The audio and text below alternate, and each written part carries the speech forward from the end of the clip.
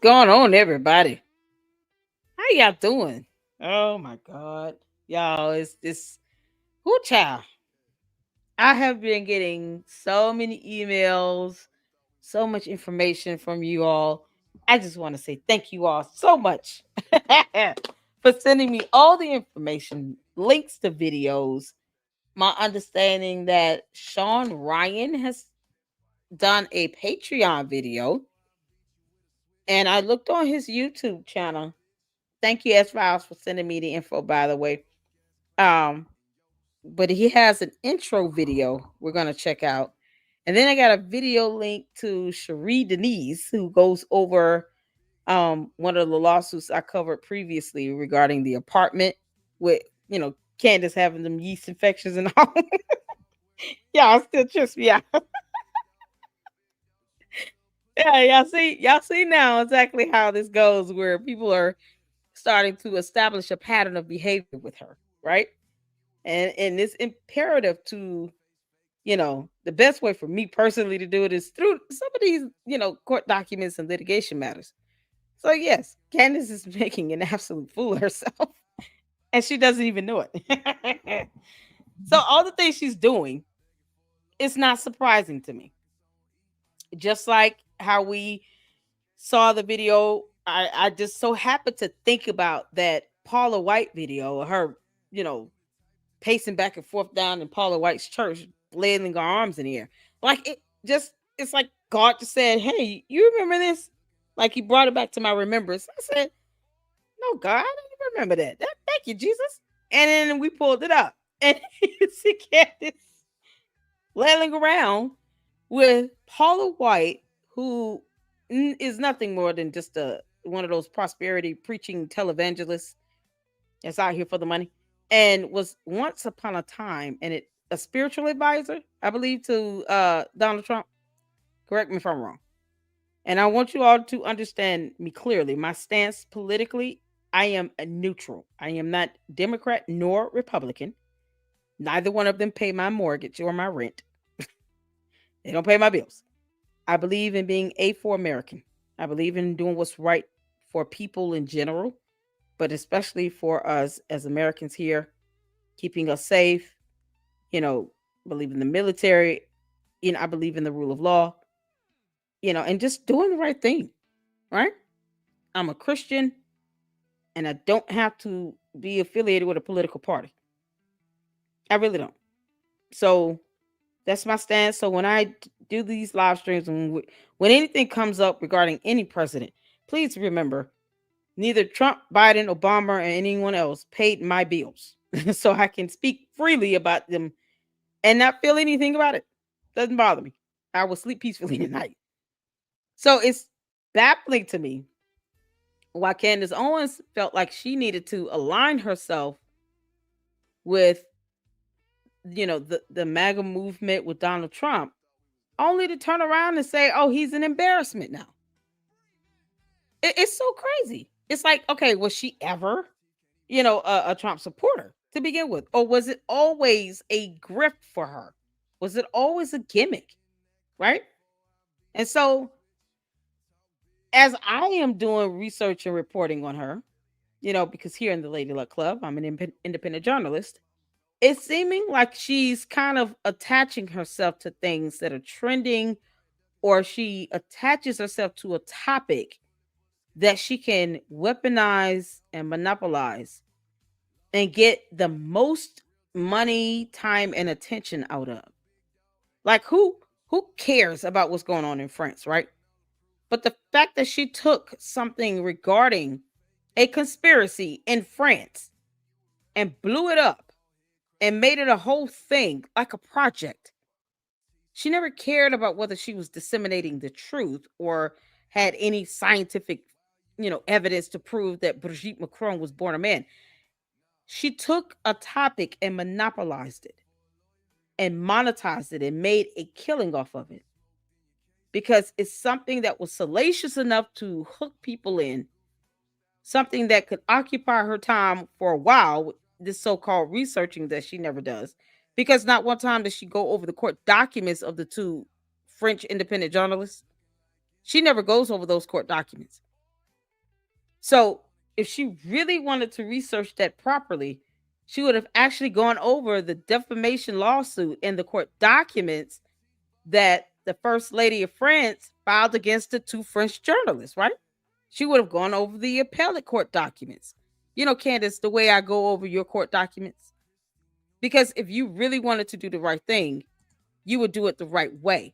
But because she is bad at this and doesn't know what she's doing, here we are. So now you have this salacious thunkhead of a woman that's monopolizing now the death of Charlie Kirk, that even if she was close with, she was not close with within the last 12 months of his life. And now shows that she's not close with him because she won't even invite his wife to the show. She won't even extend the invitation to Erica Kirk. And she is trying to destroy this boy's legacy. Everything he built up. And I never have to watch a Charlie Kirk video to be able to say this.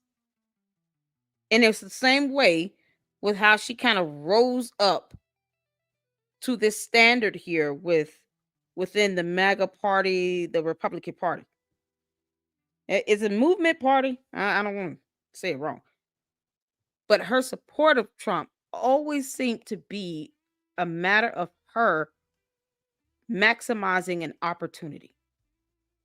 And this is in consideration of everything else she's maximized and monopolized and tried to get the most out of as an opportunist. Candace is a leech. Let's just be honest. You're a leech girl. And a heifer. And it's so disingenuous the way you move. It's not even funny. And so one does not have to be a Republican to say this. But it seems like Candace Owens just kind of ran towards what was going against the grain just to be antagonistic. And she took advantage of that opportunity. And that's where we are today.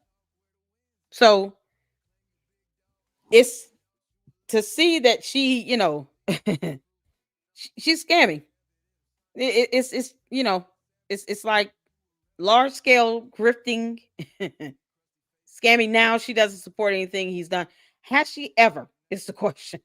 I don't think she has. You'd rather be honest about these things and at the very least be neutral than to sit here and now, Candace, you look and sound like a hypocrite every time you open your mouth. It's some hypocrisy nonsense, girl. So we're going to go over some videos. We're going to start off with Cherie Denise. I think I got up first. And then we're going to watch this preview on Sean Ryan. Milk Bar dropped a new video. And then she did her show Friday where it's like at this point, Candace, you're just entertainment, girl. No one takes you seriously. So before we get started with that, thank you all so much for tuning in. I appreciate that. I just wanted to kind of get that little monologue out there. Because these things, you got millions of people listening to her, and people just need to be able to just tell the truth about it. Candace adds nothing to anybody's life. Like she doesn't. There's no value or benefit she's bringing forth to the table. And I don't think she ever cared. And that's kind of my understanding, my perception of this. She never cared. This was never about her bringing value or truth or facts. It was always about a grift. It was always about that. And now she thinks she's number one on earth. And, doesn't have to suffer any consequences for her words. None of that. So, yeah. So, shout out to all of you all. Let's get some comments. What's going on, Susan Lloyd? So good afternoon. Has anyone watched the Sean Ryan video with Charlie Kirk's security man? He debunks a lot of her crap when explaining what happened that day. I have seen the link. I got the link to the actual preview, but I have not seen the full interview. S-Files, were you able to get a copy of that video or anything? I believe he did it on Patreon. I don't have Patreon, y'all. People keep asking me to get it. I might get it for the holiday coming up because I do want to watch some Christmas movies. So we can, in our members only channel, so we can just have some fun and kick back in the members only. But I won't be able to do it on YouTube. They already gave me a warning about Superman. YouTube's so lame. So if you guys have, or if anyone has that, please let me know. I would love to schedule a live to just react to that, because we need to get firsthand account information from people like the security man, and then amplify that message, so that, which I'm sure Candace is going to try to talk about it tomorrow. And I'm here to crush you, girl, because you keep lying like hell, and I don't understand why. What's going on, Mister Never MAGA? Because Candace is her own party, country, planet, galaxy, universe. Oh, that's good stuff. That's funny. Oh, well done, Mister. Oh man. Okay, he hasn't seen the entirety of it. So thank you all so much for tuning in. I pushed this back a little bit later as well, but we're gonna have a full show. It's the only way to watch full video on Patreon. That's a good question. Is he gonna ever post it to YouTube? Maybe. He put up a preview, so maybe he'll post it up in bits. I don't know. That would be great. Um, yeah, I would love to see that whole interview. All right, y'all. This is Mila. What's going on? We got new faces up in here. Janelle, how you doing? I don't think Candace was ever MAGA. Yeah, yeah. She just kind of grifted off of that. Susan said, I think that Clinton Jaws or something that like that has a different part of Sean's video on his too.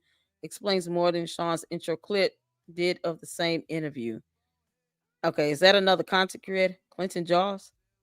What's going on, Summers? It's cheer like cheerleader. Oh, cheer. I'm sorry. I was saying Cherie. I'm sorry. Cheer, Denise. So cheer, Denise. Love her and love your content. Thank you. I appreciate that. Thank you for the correction too. I don't like to mispronounce anybody's name if I don't have to. Cheer, Denise. Okay. All right. And I always, tag her in my videos and stuff. I think, I'm a fan as well. I'm subscribed to her channel. I am so sorry, Cheer Denise. I've been saying Cherie. Oh, dear Lord. My bad. Oh, man. Thank you so much for correcting me on that one. Solo of what Candace did to disrespect Alice Beth Stuckey. Yeah, and Alice Beth gave the best response you could give to somebody like Candace. She could try to sit and twist and manipulate it all day if she wants to, but it's going to start rubbing a lot more shoulders the wrong way.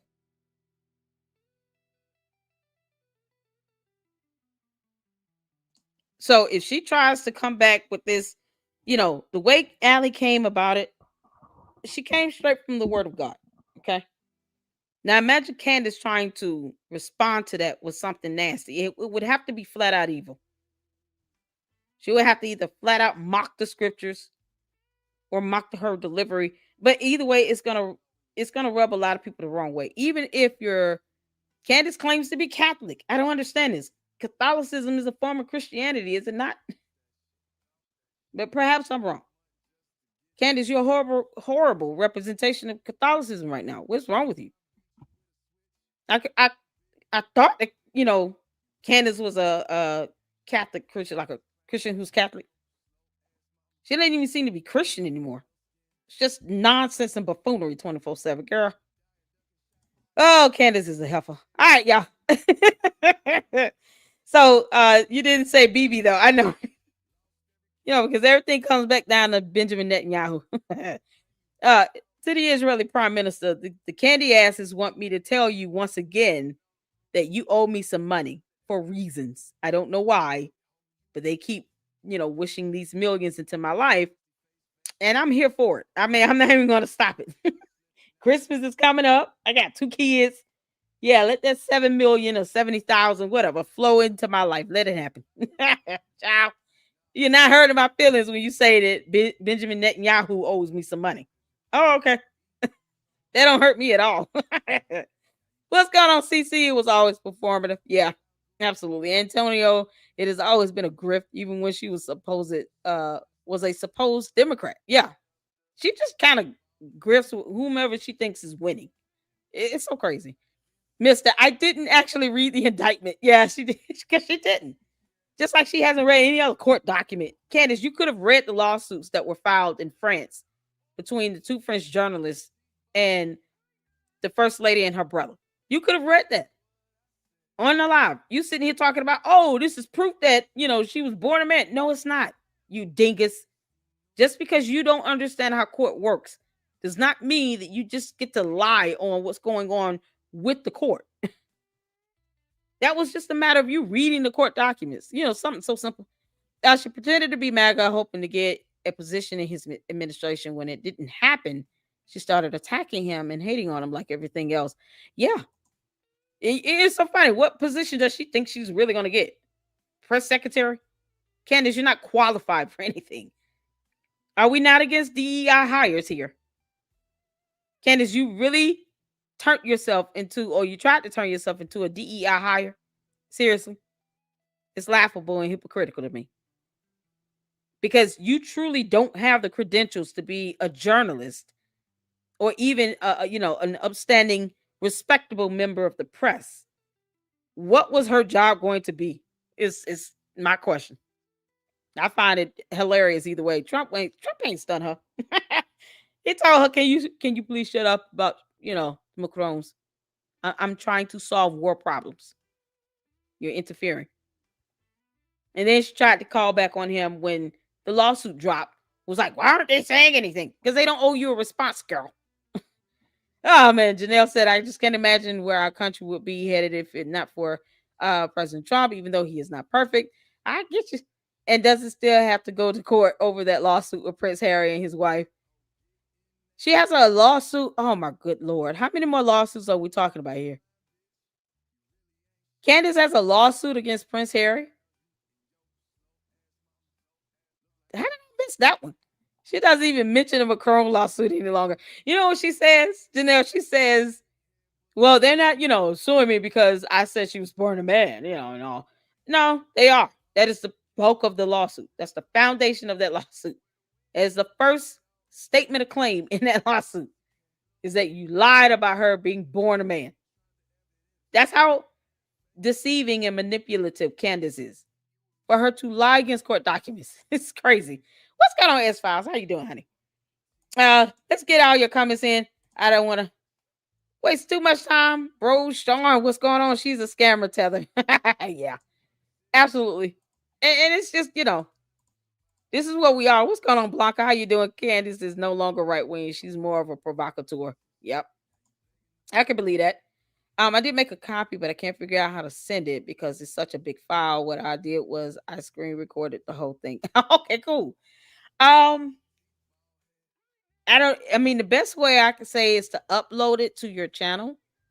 Like if you go to YouTube and add or insert, and you can upload it to your channel, and then as far as visibility, put it on unlisted, and then you can just send out links. And then the only way people watch it is by having that link, if that makes sense. Let me know. I can, email you and show you how to upload the video. That's probably the best way to do it. Because emailing it is going to be, it might not be possible emailing it. So if you can upload it to your channel and do it like that, that'll be the easiest way. And just put it on unlisted. That way, only you and the people with the links will see it. Hopefully that helps, girl. Email me if you need help with that. I don't mind. Blanca said Candace is no longer okay. Cool. I got you that comment. I want to make sure I'm not doubling out. Street Cat, how you doing? I came outside and my neighbor's playing the saxophone. Oh man, enjoy that. Happy Sunday afternoon to all of you all. Y'all ready to get started? Shout out to all of you all in here. Thank you all so much. Honey Bun Empress, I see you in here. I see Yuck 2.0. Diane, how you doing? How's everybody doing? You guys, I'm gonna just try to post up your comments so you guys can, at least have the comments highlighted because I don't like to just do the ones that's just the supers only. We do have a $25 goal for the stream. As always, sometimes we meet it, sometimes we don't. But any support you provide to the channel is definitely appreciated. But hitting that like button is more important. Keeps these videos in the algorithm. So please hit those like buttons, share the videos, and you guys, we are growing in the Lady Luck Club. We are now at 29,074 supporters, Lucksters here in the LLC. That is an absolute blessing. Okay. God told me to move forward, and He put me on a path with the platform, with the channel, at least 2 months ago. And I was doing posts about it. And I have been absolutely blessed ever since, because being obedient is more important than anything, right? So when He says move forward, you better move forward. And so I want to thank you all for supporting me here in the LLC and checking out the great content and sharing it. And I'm so glad that you guys are enjoying it. So, yeah, you thought about uploading as a private video. Yes, you can upload it. If you do private, I don't think anyone will be able to see it with the link. If you do unlisted, it's only going to be with the link. So, yeah. So thank you all so much for your support. I'll do that, upload it to my channel as a private. I broke it into 3 parts. So yeah, I'll just do that. Okay, cool. Make sure it's unlisted, I think. Because I tried to do private once and nobody could see it. I don't know. Maybe so. We'll try private first and then we'll do unlisted if that doesn't work. But thank you so much. Susie, what's going on? How you doing? Oh, Welsh, how you doing? Massive thank you to whoever was kind enough to donate memberships. I received one and will thoroughly enjoy it. Thank you. God bless. Oh, shout out to Yuck 2.0. Yuck 2.0 has been blessing this channel with the memberships, and it is definitely a blessing towards helping us meet our goals as well with the streams. It's $25. It goes towards the expenses of the channel. But Yuck 2.0 has been on it. Thank you so much, Yuck. I appreciate it. Do you think Candace pays her sisters and cousins to keep quiet about her nonsense? That's a good question. That's a good question. Only one cousin has come out, I think, and said something. So that is a good question.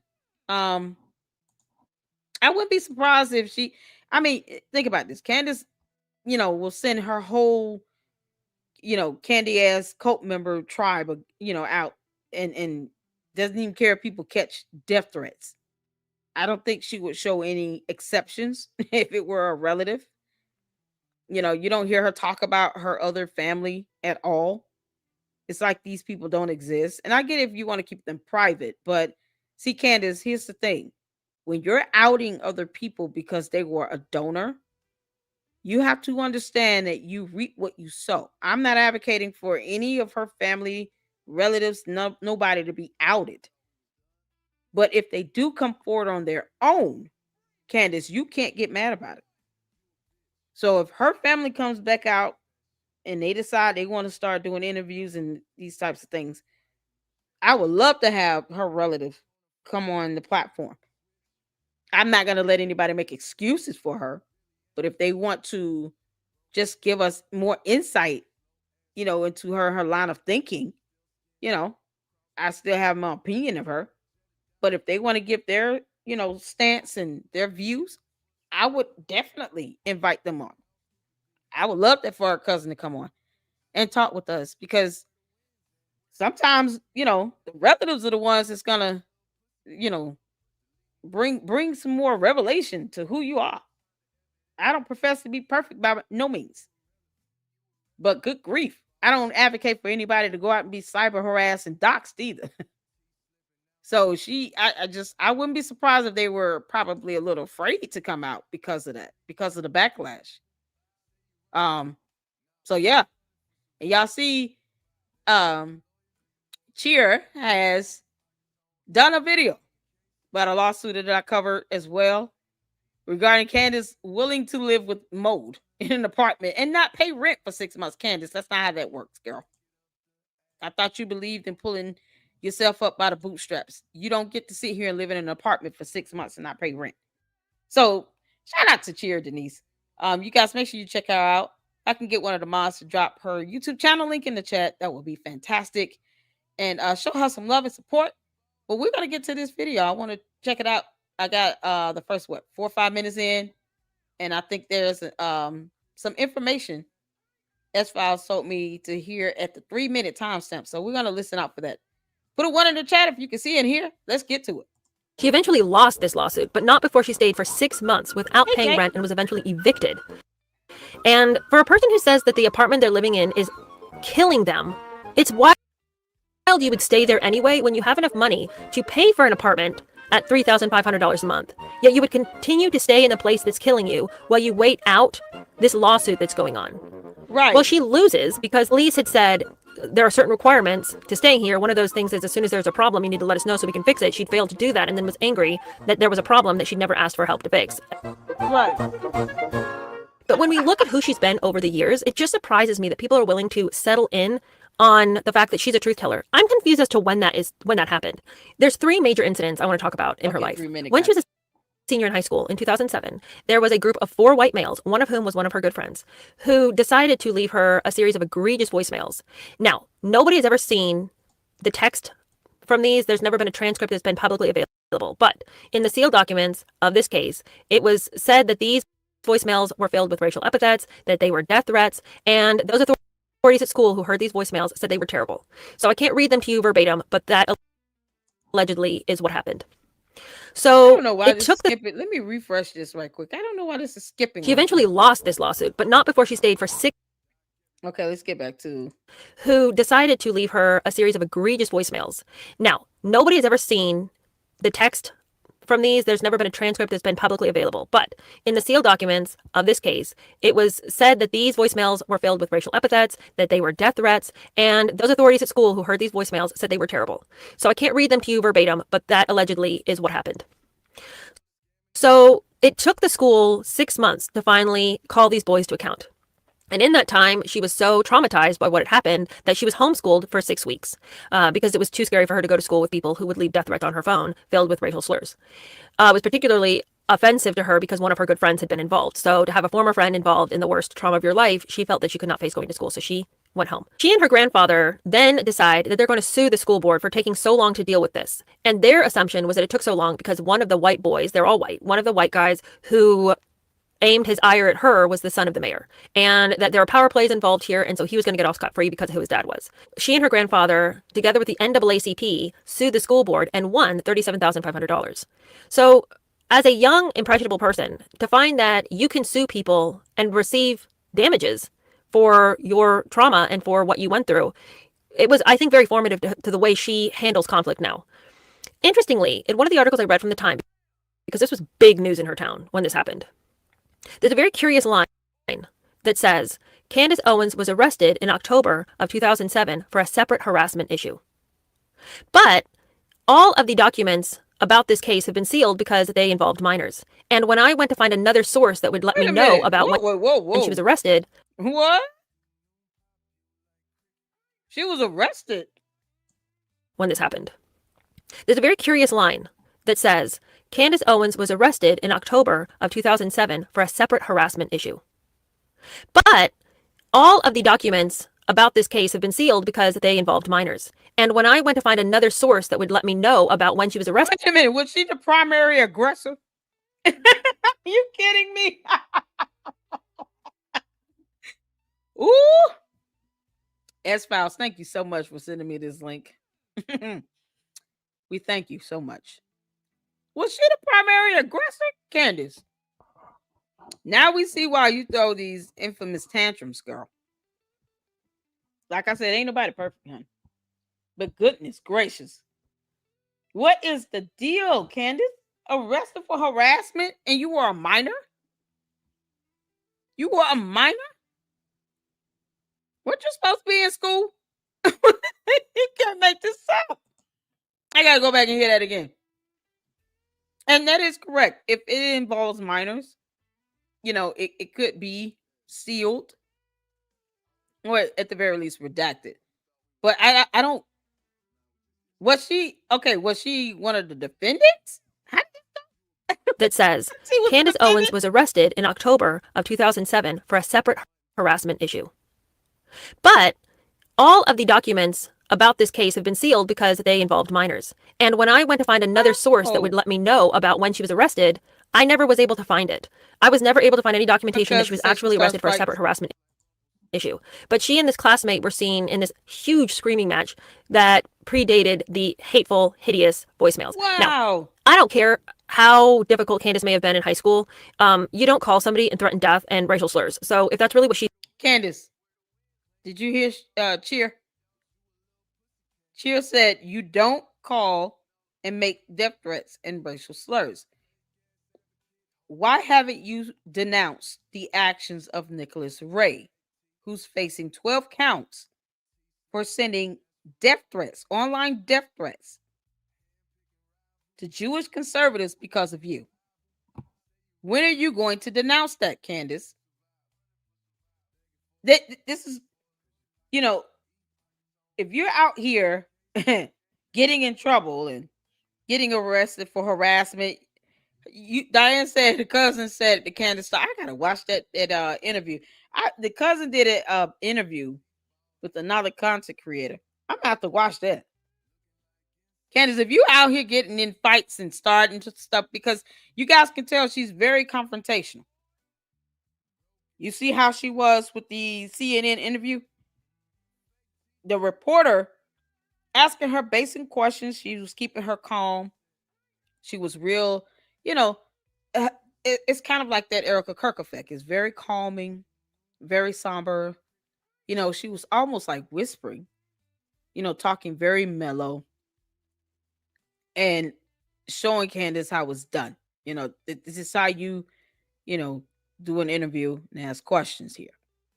You don't have to accuse anyone, but she's just keeping down the tone of it. And then all Candace is being is combative and aggressive and defensive and condescending and vindictive and petty and childish and immature. I can keep going. But that's how Candace was acting in the interview with CNN. I can imagine if the reporter would have raised her voice, her volume just 1/8 higher, it probably would have started some sort of verbal back and forth, because Candace does not know how to maintain composure. She doesn't have any tact. She doesn't use wisdom. She doesn't watch what she says. It's like whatever comes up comes out. And I'm like that, but I have to still understand, if I'm going to do journalism, there's a certain way to which it's done. I have to sometimes reel it in myself, especially when I see something that's just offensive, or I'm listening to someone or watching someone break the law or mistreat a child or an elderly person, or just be rude and nasty for no reason. And if she had not, if the reporter, the CNN reporter, I think her name is L, right? Someone correct me if I'm wrong. Her name is L or Ellie. It starts with an E. But if she had not maintained her composure, can you imagine what that CNN interview would have been like? And even when Candace was just over talking her and still saying nothing, because Candace, let me tell you something, Heifer. You said nothing of substance. You lied, if nothing else. And you continued to throw out baseless allegations. And what you did do was settle on yourself, because having leaks in the FBI is illegal. Yeah, no. You don't command leaks and attention from the FBI. And you would think they would be smart enough to become whistleblowers as well. But why would they tell you information when you can't even produce the documentation to support any of the nonsense you're putting out? But then you get mad because someone clowned you out for forging text messages that were fake in your iPhone. And they went through the steps, pulling up the information on how exactly you did it. So all they had to do was ask you to show you some texts in your phone that are still fake. By the way, the texts are still fake. It is not authenticated simply because she's willing to hold up a phone. We didn't see not one date or timestamp, girl. So that does not authenticate these messages at all. And because you don't understand the definition of the word evidence or authenticate, Candace, that point goes over your head. But I can imagine her being confrontational, even worse at what, 14, 15, 16, 17 years old?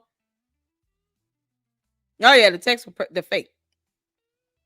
Yep. L, is it L? Autocorrect. So oh, okay. I saw Ellen. I have to run up to the store. Oh, you good? You good? You're good. Shout out to my moms. I appreciate you, S Files. Thank you so much. All of the mods and supporters in here. Thank y'all so much for tuning in. Yeah, she did. She did. They did prove that the text were fake. It gave an outline, and they used Chat GPT, and they pulled. What they did is pull some of the fundamental uh facts based on how the iPhones were created to do certain functions with the phone, text messages.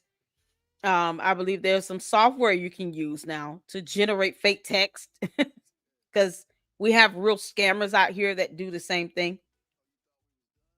And then, if Candace wanted to prove that the texts were legitimate, why didn't she just plug in her phone and share her screen on her phone, just like she does with a video or anything else?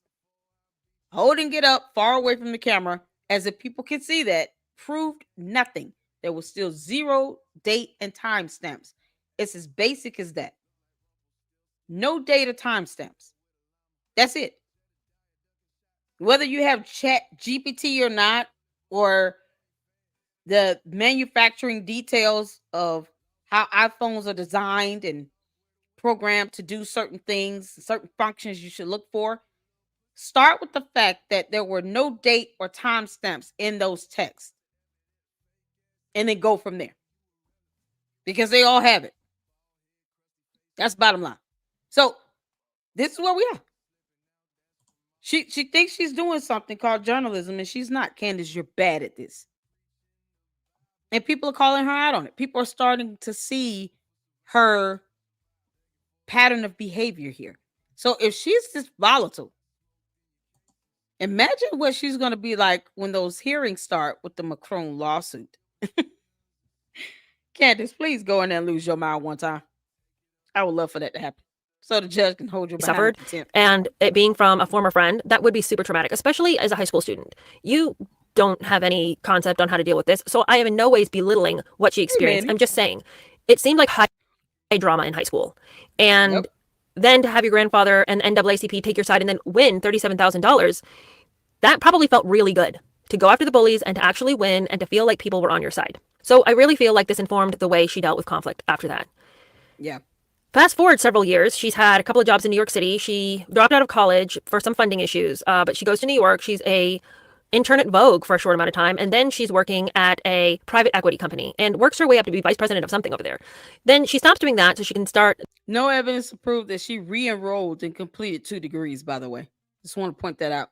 Candace, no evidence to prove that you re-enrolled. And I'm going to be calling URI this week. University of Rhode Island. I've sent them 3 emails. 3 emails. They only responded back to me once. I'm going to be calling them just to verify if they issued you a degree, because they slowballing it. Candace, you calling the school telling them not to give me the information does not help you, girl. This website called 180, and she is basically going after the conservative movement in her blog. These aren't hard-hitting articles. They're things like, how big do you think Trump's male appendage actually is? We think it's probably pretty small. And, going after the Tea Party, et cetera, calling them batshit crazy. So not hard-hitting journalism by any means. But that's what she was doing for a time. And then from that, she decided to do this spin-off called Social Autopsy. And through crowdfunding, she was going to develop this service where you could screenshot anytime somebody bullied you, and they would go into this database. And then if you wanted to find somebody who was a bully, you could see if they had a profile on Social Autopsy where you could identify bullies, and where ostensibly employers could decide whether people were troublemakers or not. That was immediately descended upon as a horrific idea by both the right and the left. All political spheres saw this as problematic, because we don't really need this big brother movement where you are collecting data on people so that they can then pay socially for what they said. People shouldn't be treating others terribly, but unfortunately, if you also want to have the right for free speech, you can't then have a platform that seeks to prosecute those for free speech. And also there was a doxing issue. So now that we've identified who these people... Yeah, let's just stick to the doxing issue, because that is a cybercrime. That is a form of cyber harassment, and it's designed to embarrass someone, to silence your critics, and all this other stuff. And Candace Owens is still doing that to this very day. It's almost like she's just out promoting people to be cyber doxed, or to be doxed. Candace, just like you pulling up a photo of a kid at UVU because he was wearing a green hoodie, not the entire internet ascends upon this young man for no reason. Because you're an idiot, Candace. You would not want anyone to do that to your children if they were in college. You're not even thinking like a parent, because you're bad at this, girl. are and where they work and everything, now anyone can just go and attack these people? It seemed like a terrible plan. Candace Owens is approached by someone from the progressive left, and they say, I really think you shouldn't do this. This seems like a really bad idea, and asks her to reconsider the entire project. Candace Owens is like, this is a great idea, and I don't care for your opinion on it. Shortly after, Candace Owens' personal information and the information of her friends is released to the public, and she is doxxed, and she has all these people showing up at her house, and they have her phone number and her address, etc., etc. They know where she works. She feels that her life is in grave danger. So the very website that she came up with to do that very thing to people was now being done to her. But she, through very shoddy means, decided that the person responsible for releasing her information was the progressive who had come to her and said, hey, I think it would be great if you didn't do this. That flipped her into a conservative. And so after that incident, she wanted nothing to do with the left or Democrats or anything like that. And okay, so she tried to become a conservative because of retaliation, Candace. So it was disingenuous to start. Shout out to Cheer for this video, because that's the premise of it. Look at God, won't he do it? The premise of this live stream. Candace, you only became a conservative because you felt that someone that was a Democrat, because somehow politics rules your life, doxed you, and you had no legitimate proof to even back that up. So it's only out of being vindictive and retaliatory. You thought you were hurting that person's feelings by becoming a conservative, girl. Candace, you didn't hurt her feelings with that. If nothing else, you've shown us more of who you are. Can I get an amen? You've shown us more of who you are, Candace. You're willing to just run to one side or the other because somebody pissed you off, because you made an assumption of something with no evidence, and because you reap what you sow. That's not a left or right principle. That's called God operating the way he's been doing for ever since the beginning of mankind. That's a spiritual issue, and it's a matter of karma. At the end of the day, you reap what you sow. That has nothing to do with left or right. So perhaps you doxing people and cyber harassing people and sending the candy asses after people, because reasons. Look how she's obliterated or tried to obliterate Phil Lyman. I use him as an example all the time because she didn't just go after Phil Lyman. She tried to find this man's mother. And if you all know, I think Phil Lyman is well over 50 years old. Can you imagine how old his mother is? Like, she wants to deal with that type of harassment. Went after his nephew, cousin, his other relative. This man eliminated 2 out of 3 of his social media platforms because of the harassment. You've got kids at school scared, feeling like they have to respond to your dumb behind because you posted up a photo because he was wearing a green hoodie and called that suspicious. This is the level of damage you're willing to do, Candace. And you get mad and you become a conservative because you thought and assumed someone doxed you that was a Democrat. Do you all see how simple-minded Candace is thinking? Like, her thought process is so simple-minded. It's like airheadish. This is why I call you an airhead, Candace. You're an airhead. There's nothing smart or intelligent about her. Candace does nothing more than just gossips in her videos, post up videos and articles to try to bend and manipulate the information to fit her moot point. Moot, Candace, is a word you're going to become familiar with when you start going to these court hearings. Moot. And then she tries to manipulate and gaslight everybody. That's it. No research, no background information, no nothing. Nothing of substance. And all because she assumed someone doxed her. Wow. Oh And man, you can't she make this up. plugged hardcore into the idea of being a conservative. And the conservatives, who had very few black people to speak boldly for the conservative viewpoint, were only too happy to bring her along. They really wanted somebody young, somebody capable of reaching a younger demographic. And so Candace Owens was the belle of the conservative ball. She learned all the lines, she could say all the things, and she was really, really unafraid to say things that were feather ruffling. She liked to ruffle people's feathers. It made her feel powerful to evoke an emotional response from people, so she did it consistently. And she found that the right celebrated her. Donald Trump said she was great. Kanye West said he liked the way she thought. So to get somebody like Kanye West to approve of her was like the greatest dopamine hit she could. Yeah, Kanye West is also someone who said he was a non-reader of books. I don't know if anybody recalled that.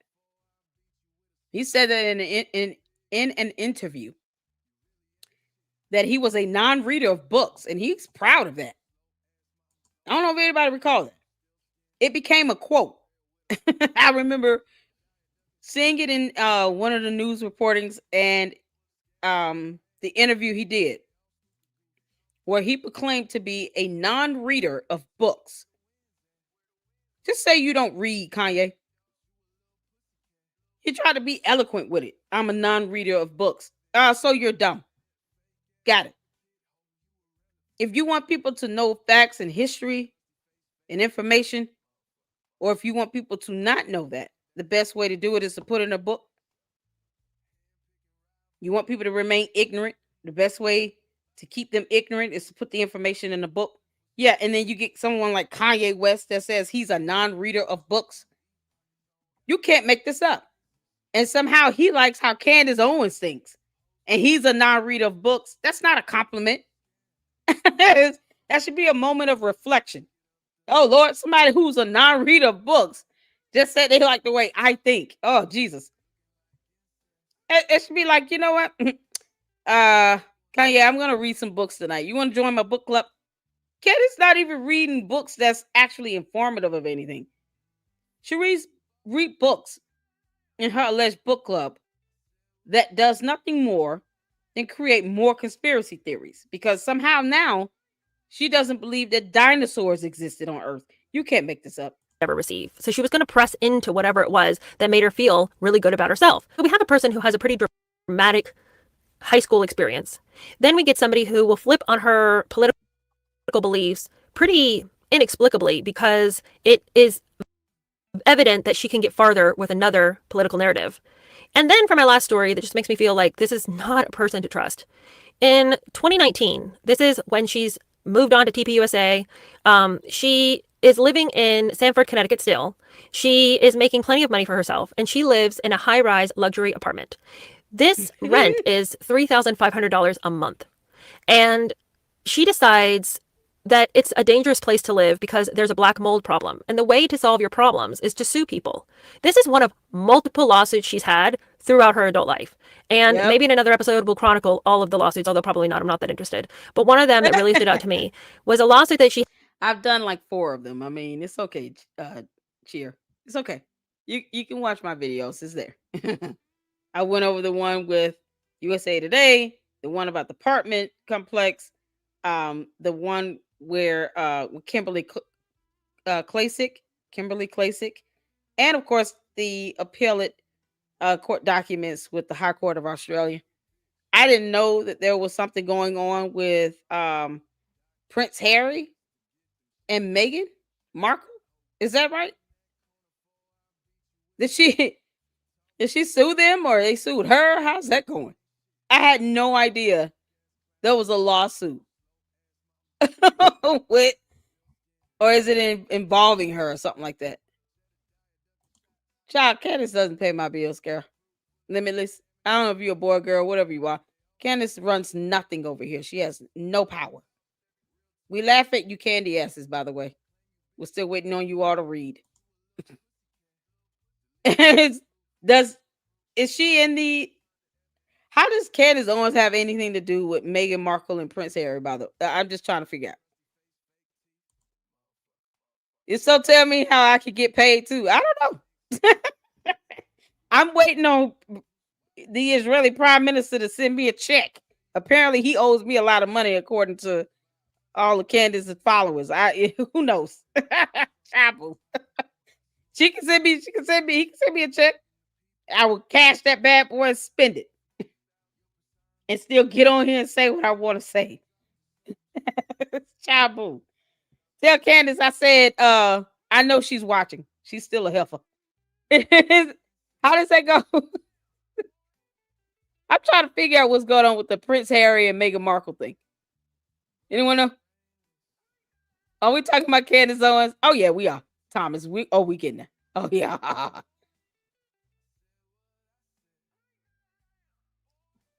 Candace knows all about being paid to lie. Exactly. And she would be the expert in that. Candace would be the expert in being paid to lie because that's all she's doing now. Oh, it's okay, Lemonist. You want to support Candace? That's all you talk about. She spits fact. Tell Candace to define the word fact. We'll wait. Candace is not a co-founder of Turning Point USA. She wasn't. She was hired. Thank you, Susan. Thank you so much. Candace Owens is not a founder of Turning Point USA. She was hired by Charlie Kirk. It's in a whole video. He said, when I hired her. She's not a co-founder at all. For her to say I'm a Mason of Turning Point, you can say I'm one of the earlier employees, but she didn't co-found anything. Who started that? I wish they would not co-sign off on things like that either. Yes, they do. Liars get you just like cult leaders. You know how many followers Jim Jones had? You should read some history. Yes, they do. Pick a liar, pick a cult leader, and then you'll find a liar. There you go. You can't make this up. So no, Candace Owens did not co-found Turning Point USA. Charlie Kirk hired her. For her to sit and be, in her mind, she thinks she's number one on earth. And that can be debunked literally with evidence. She's not. So no, she only worked there 2 years. Laughable. Despite the fact he hired her. She and Kirk is the only reason Turning Point blew up. It's laughable. No one needed her to do anything. I played a video of her. Shot, please. You could have gotten a small child to say the same things that Candace Owens said, and Turning Point would have blown up. You don't even need Candace Owens to say that stuff. Boo. Yeah, she calls herself the Mason of Turning Point USA. No, she was hired. She was an employee. Just like her husband was a chairman of Turning Point UK. Candace, are you going to continue to sit here and to paint this dumb fairy tale story that, you just so happen to listen to something in your head and you use Charlie Kirk's credit card to buy some tickets to go out there to where you met someone and married him within 18 days and y'all had no history? But he was the chairman of Turning Point UK. She only worked there 2 years. Those are facts. He hired her. That is a fact. That can be researched. It's just that simple. You can't make this up. So whatever Candace thinks she has built up, thank you, Susan, she's trying to destroy it. You don't sit here and say you're the Mason of something that you only hired to work at for 2 years, and then try to turn around and destroy it after showing how narcissistic you are, Candace, and how obsessed you are by saying you've been keeping up with all of the events scheduled ever since you left, or was she fired? Well, she was either fired or left Turning Point. You only worked there 2 years, Candace. You're no more important than any other employee that's worked there longer than you. Some of these employees have worked there longer than Candace Owens. And she's trying to overshadow their shine there. You get people who've worked there for the last 3, 4, 5 good years. That's crazy how she thinks her 2 years, 18 months. There you go. Her 18 months of employment there is supposed to overshadow someone who worked there 3 years or 4 years plus. No, ma'am, girl. She got a pattern of being fired. I know, right? You can't make this up. He hired her. He hired her. She didn't co-find anything. And now we discovering she started fights and she's been charged with some harassment when she was a teenager. While she was still a minor, she was arrested for harassment. Oh my God. Candace, you want to sit here and talk about you want to talk about how you tell the truth on things? Mm-hmm. Yeah, we're all waiting for you to prove that you got 2 degrees. Perhaps Limitless can share with me the documentation and evidence to prove that you have 2 degrees. Because Limitless, I don't know if you know this, Candace Owens has lied about having 2 degrees. Do you mind sharing with us the actual evidence or documentation to prove that she has 2 degrees? Because she lied about that. I mean, she flat out lied, like she was breathing air. I have a video on my channel. You're welcome. Had against the high-rise building that she lived in. She said that she had black mold poisoning, that it was causing her emotional and mental and physical decay, that she was dealing with symptoms of black mold that in her estimation were going to be lifelong chronic problems. Those problems included inability to think clearly. What? She also listed eczema as a problem, systemic yeast infections. She had a litany of things that were caused by the black mold. She said she had to get laser treatments for scars on her body because of the sores that the black mold were causing. And she submitted this picture to court as proof of... Who gets LASIK surgery as a form of treatment, Candace? Girl, you are a brat. The $37,500 that you won from your lawsuit somehow, what did you do with that money? Candace, what did you do with that money? Because it sounds like it went really quick in rent. Why would you get an apartment for $3,500 a month? You couldn't afford it. Face it, you couldn't afford it. You went 6 months without paying rent. And then they turned around and ordered her to pay $19,000 almost in the total judgment. Candace, you look effed up right here, girl. No one told you to live in there with black mold. You're weird. The black mold. Never submitted anything from a doctor or anybody who could say, yes, these symptoms that you're suffering are because of the black mold. She eventually lost this lawsuit, but not before she stayed for 6 months without paying rent and was eventually evicted. Yep. And for a person who says that the apartment they're living in is killing them, it's wild you would stay there anyway when you have enough money to pay for an apartment at $3,500 a month. Yet you would continue to stay in the place that's killing you while you wait out this lawsuit that's going on. Right. Well, she loses because they said that she had failed to submit to her landlord any evidence that there was a problem before the problem became so large that it was going to cause her health problems. So the lease had said there are certain requirements to staying here. One of those things is as soon as there's a problem, you need to let us know so we can fix it. She'd failed to do that and then was angry that there was a problem that she'd never asked for help to fix. Additionally, she left the windows open when the air conditioning was running, et cetera, et cetera. So she had been complicit. And the technicians went in and they did an evaluation. And that's what they came up with, the HVAC. And they had some specialists come in to test the mold and all of that because it was so bad. It was all over the apartment. I mean, it looked like a horror zone, right? And they were like, okay, she's been running the air, but would leave the doors, like the windows and stuff open, which created condensation on the inside of the apartment. And you're talking about what? Up north, where it's a lot cooler. And the question is, why would you do that, Candace? It's like fundamental science goes over your head, girl. You know, like that same science you would need to prove if someone's born a man. You can't make this up. In the growing of the black mold in her own home, but she wanted it to be their fault that there was black mold. And then when she wants to submit proof that she is suffering from black mold, she doesn't submit any proof that a doctor has connected these two things. And then she wants to stay in the place that's killing her for 6 months without paying rent. Right. I mean, this is such a dishonest person.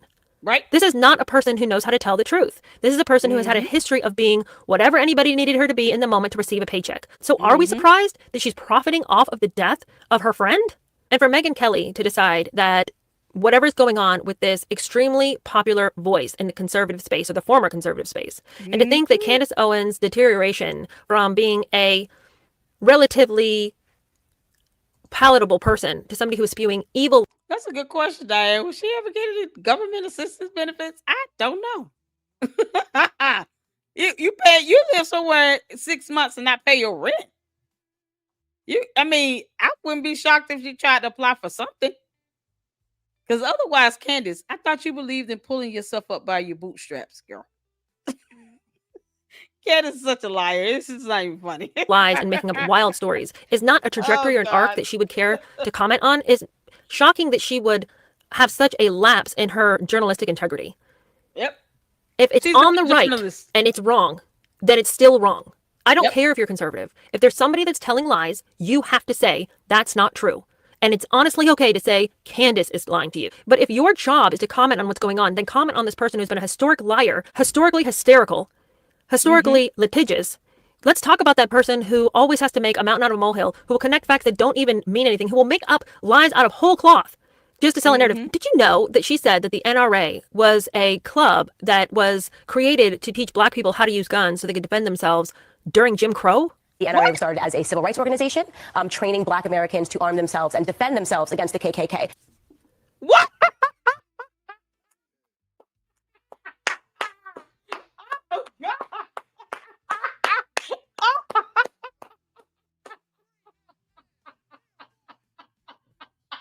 You gotta be shitting me.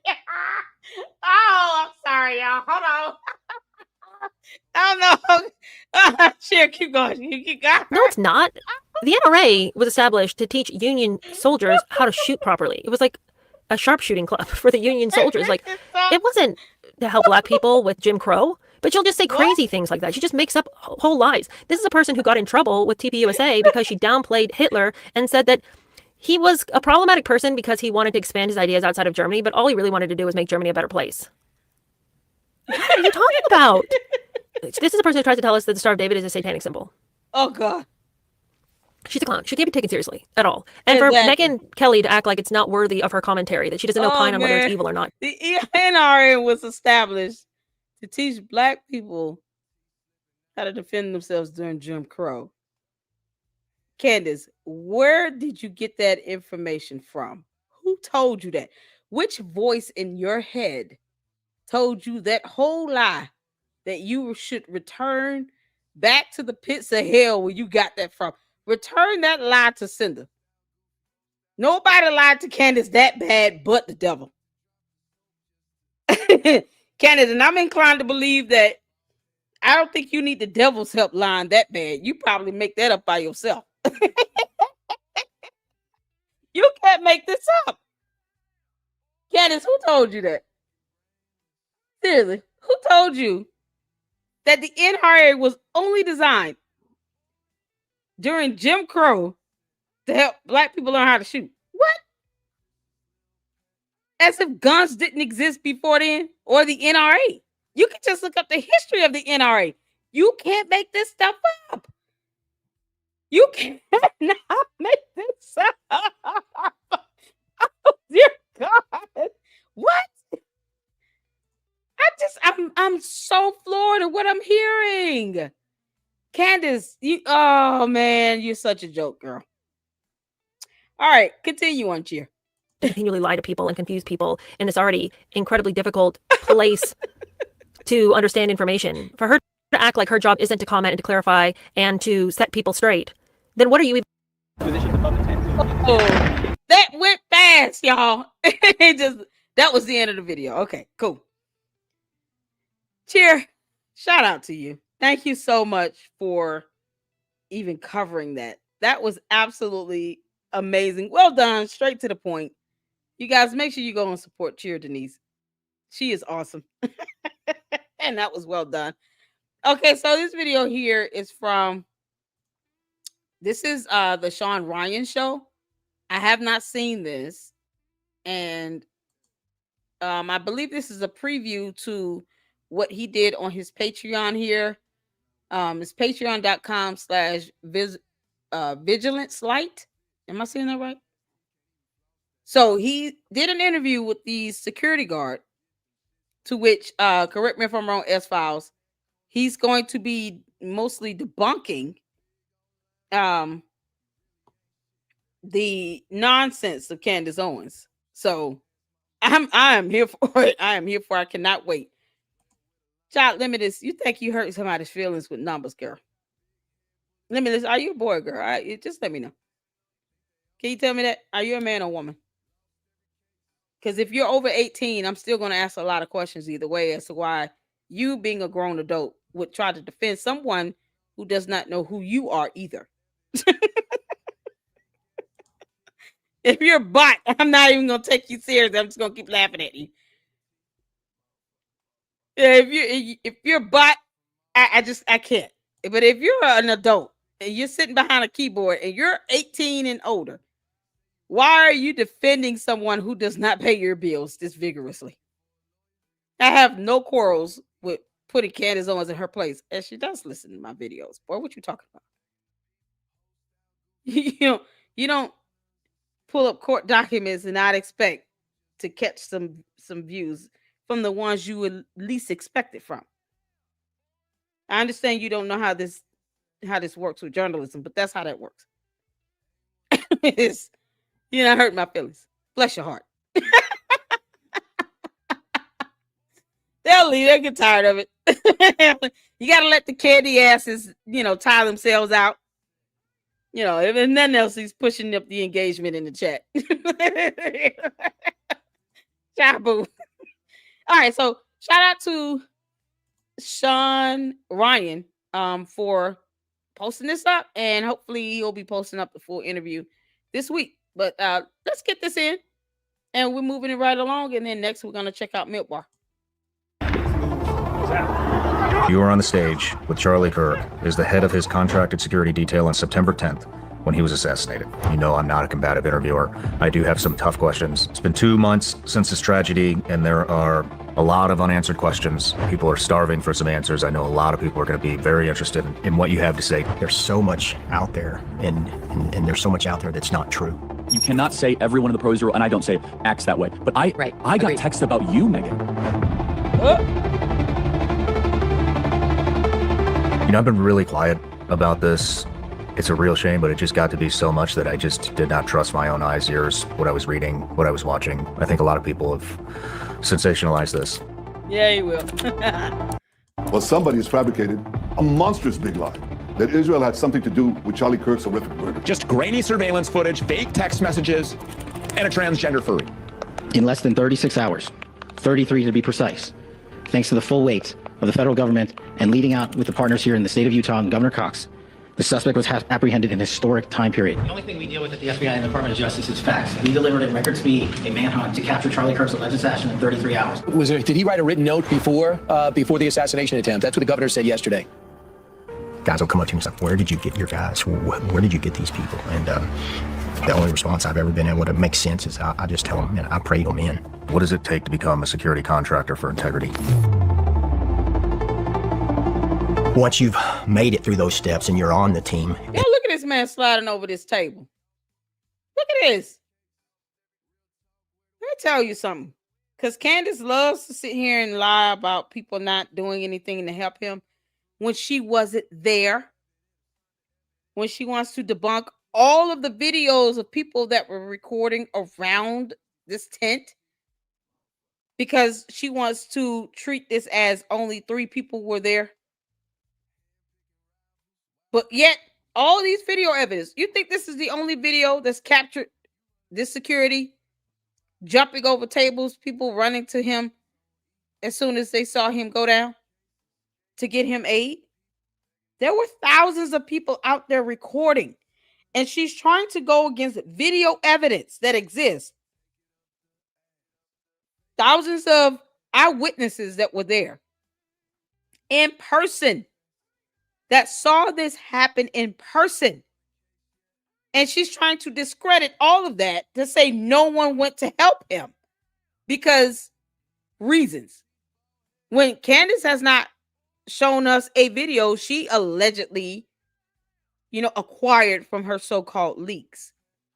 whether it be from the FBI or Turning Point USA. Limitless, tell your cult leader that it is illegal for her to have FBI leaks or to sell CIA logo merch for a profit without their consent.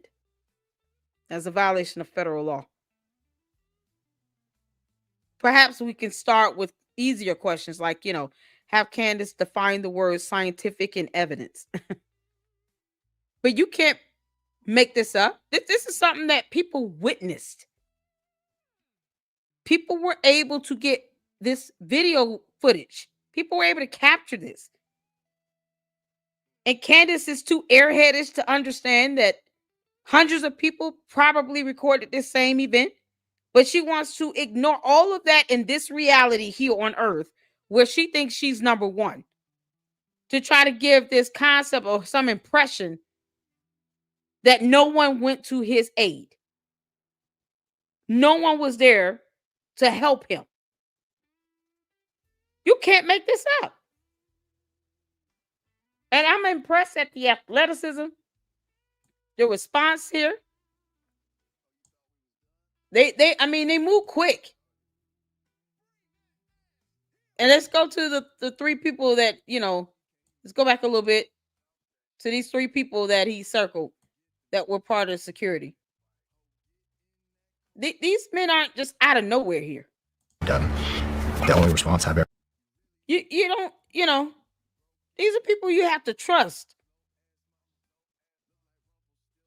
You can't just sit here and attack these people that were just simply doing their jobs. And she wasn't there. Let me repeat. Candace Owens was not there. The only account she can give is based on other videos and other statements. Candace, wouldn't it be funny if people were just playing with you and telling you nonsense just to tell you because you don't know how to vet your tips? Yeah. I already said people probably should keep that up and going because that tip hotline she has, she has no way to vet those tips. So she doesn't know what the hell she's getting. She can't corroborate any of that stuff. So she goes out with these dumb theories about bees and pipes and all this crap because she doesn't know how to vet tips, because she lies about when the NRA was created and why they were created. Simple things that can be Googled. A research, just a Google search. She lies about that. She lies about having 2 degrees. Things that can be verified by calling the school's enrollment department. Like simple things. So I leave it up to the people like Limitless and the rest of the cult members that don't read to sit here and corroborate her nonsense, because they don't read. You can't make this up. Been able to make sense is I just tell them, and I prayed them in. What does it take to become a security contractor for integrity? Once you've made it through those steps and you're on the team, and then you still have to put that kind of effort out, the team gets together, and then they authorize them to get the tattoo, and then they get a tattoo, and brothers in Christ for eternity. People need to understand that they do not have jurisdiction on the rooftops or the surrounding area. Their only jurisdiction on a campus is Charlie's physical proximity. And they were coordinating with local PD and campus PD to make sure all of those venues. But also ultimately, we don't have counter snipers. We don't have the Secret Service. Right. I ask our guys, are you believers? We have no ties to Israel or Mossad or any other one. We're Americans. There you go. Because that's how it is. We're Americans. We're not going to put another country before our own. How do we expect to maintain our sovereignty as a nation? We're sitting here thinking about everybody else. Candace sit here and talk about something going on in France or Israel before her own country. She won't even talk about the Epstein files like this. It's crazy. The things that she could bring light and attention to, she doesn't. And the things that have nothing to do with the U.S., that's what she harpers and focuses on. The Australian, the High Court of Australia trying to get a visa over there. It's like any and everything to deal with another country, because it's like, do you really hate your country or something? How unpatriotic is she going to be? The fact that she blamed the U.S. military try to, involve them in this, I was done at that point. And I tried to give her the benefit of the doubt out of fairness and being impartial. And it just got to a point where I was like, oh no, you're not going to sit here and blame the U.S. military. And now all of Christianity is to blame. You can't make this stuff up.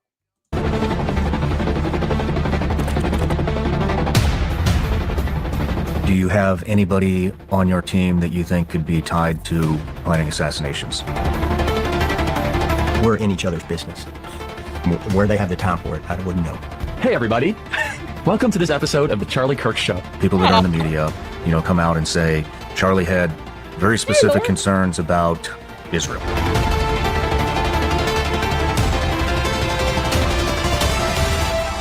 Is the man that owns the company that's in charge of his security detail, and you are the head guy on his security detail.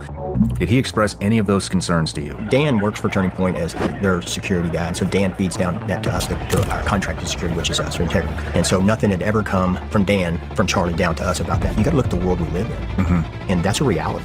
An organization, whether it be a hate group of any type, could want to hurt anybody. He's no longer with us and all that. So wait a second, what do you mean, what does with us mean exactly, right? I'm an American. I'm not saying that we shouldn't look at things, by all means. Yeah. We should. I mean, we look at people and press and in history of the United States, how valuable they've been. Don't say you're searching for the truth when you're lying to get it. They just shot Charlie. They just shot Charlie. They just shot Charlie. He's dead. You know what I want to know? I want to know when he got on the roof. We're shooters. In that shooting position, 3 meters to the right and 10 meters to the left, there was no shot. And so I want to know when that guy got on the roof. Exactly. We took that shot before. Really? We always do. We sit down in the space and we take the shot and send it back to Charlie so that he can see what he's going to see. And that's a routine thing that we do. We've all seen the pictures of the guy when he came. Let me help you all out. And just, for the candy asses that still don't understand, complex concepts about security measures. Do you all know that they travel to wherever the president goes beforehand so that they can set up, blockades? They can establish a route to which the president will travel. Like if he comes to, Atlanta, Georgia, they're going to start with the airport where he lands, and then they're going to map a route of wherever the destination is. They already have that established days in advance before the president lands in Atlanta, Georgia. That's how that works. So when they go out, and even with the company, with Turning Point, the security, they go out, they ensure, they understand where he's going to be, and then the vantage points. Just like with the Secret Service. High profile individuals, people with special clearances, they do all of this. They go to wherever the destination is, and then they sit down and they plan a route. Let's say we back with the president now in Atlanta.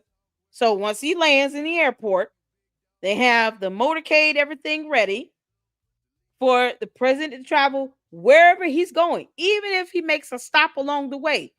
They have all of this pre-designed, and the Secret Service already knows where he's going, and then they collaborate with the local police or state police, the state highway patrol.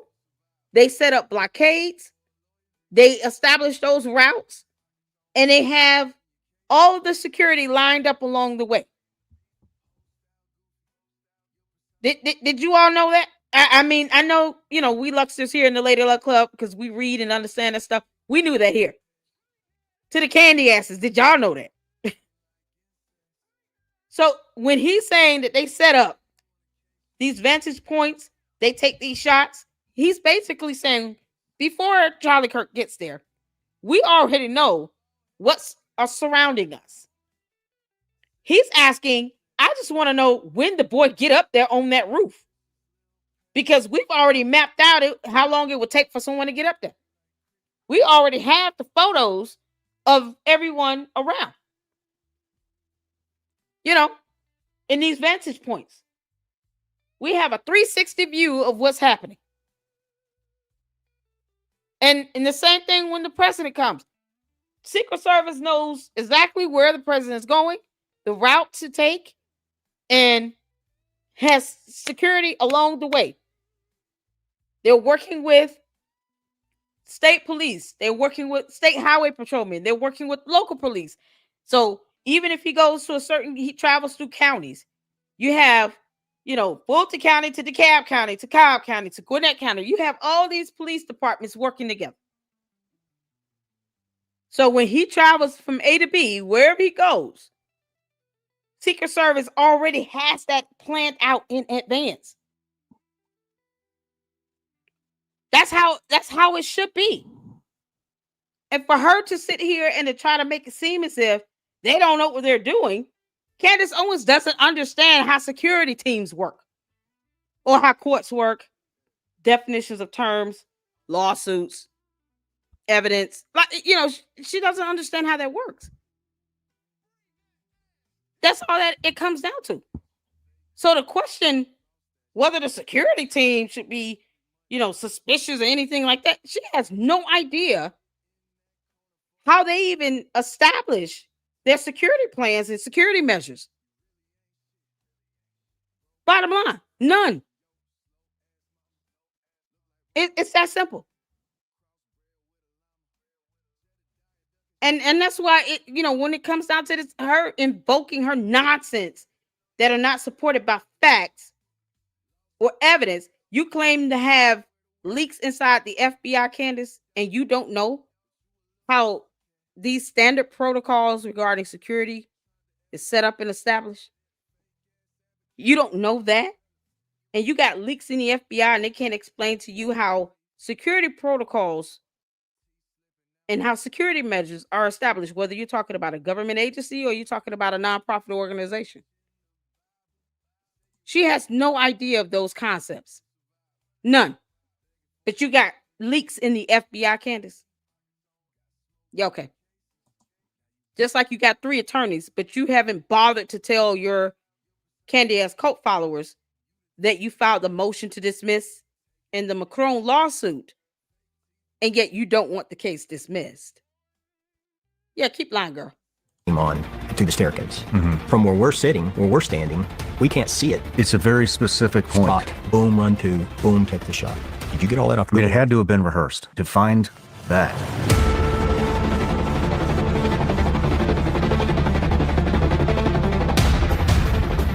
Had they, I don't know, released the Epstein files, maybe there would be a little bit of trust in the institution. Brother, unfortunately, I could go on for a long time about that. It needs to be released. Charlie wanted it released.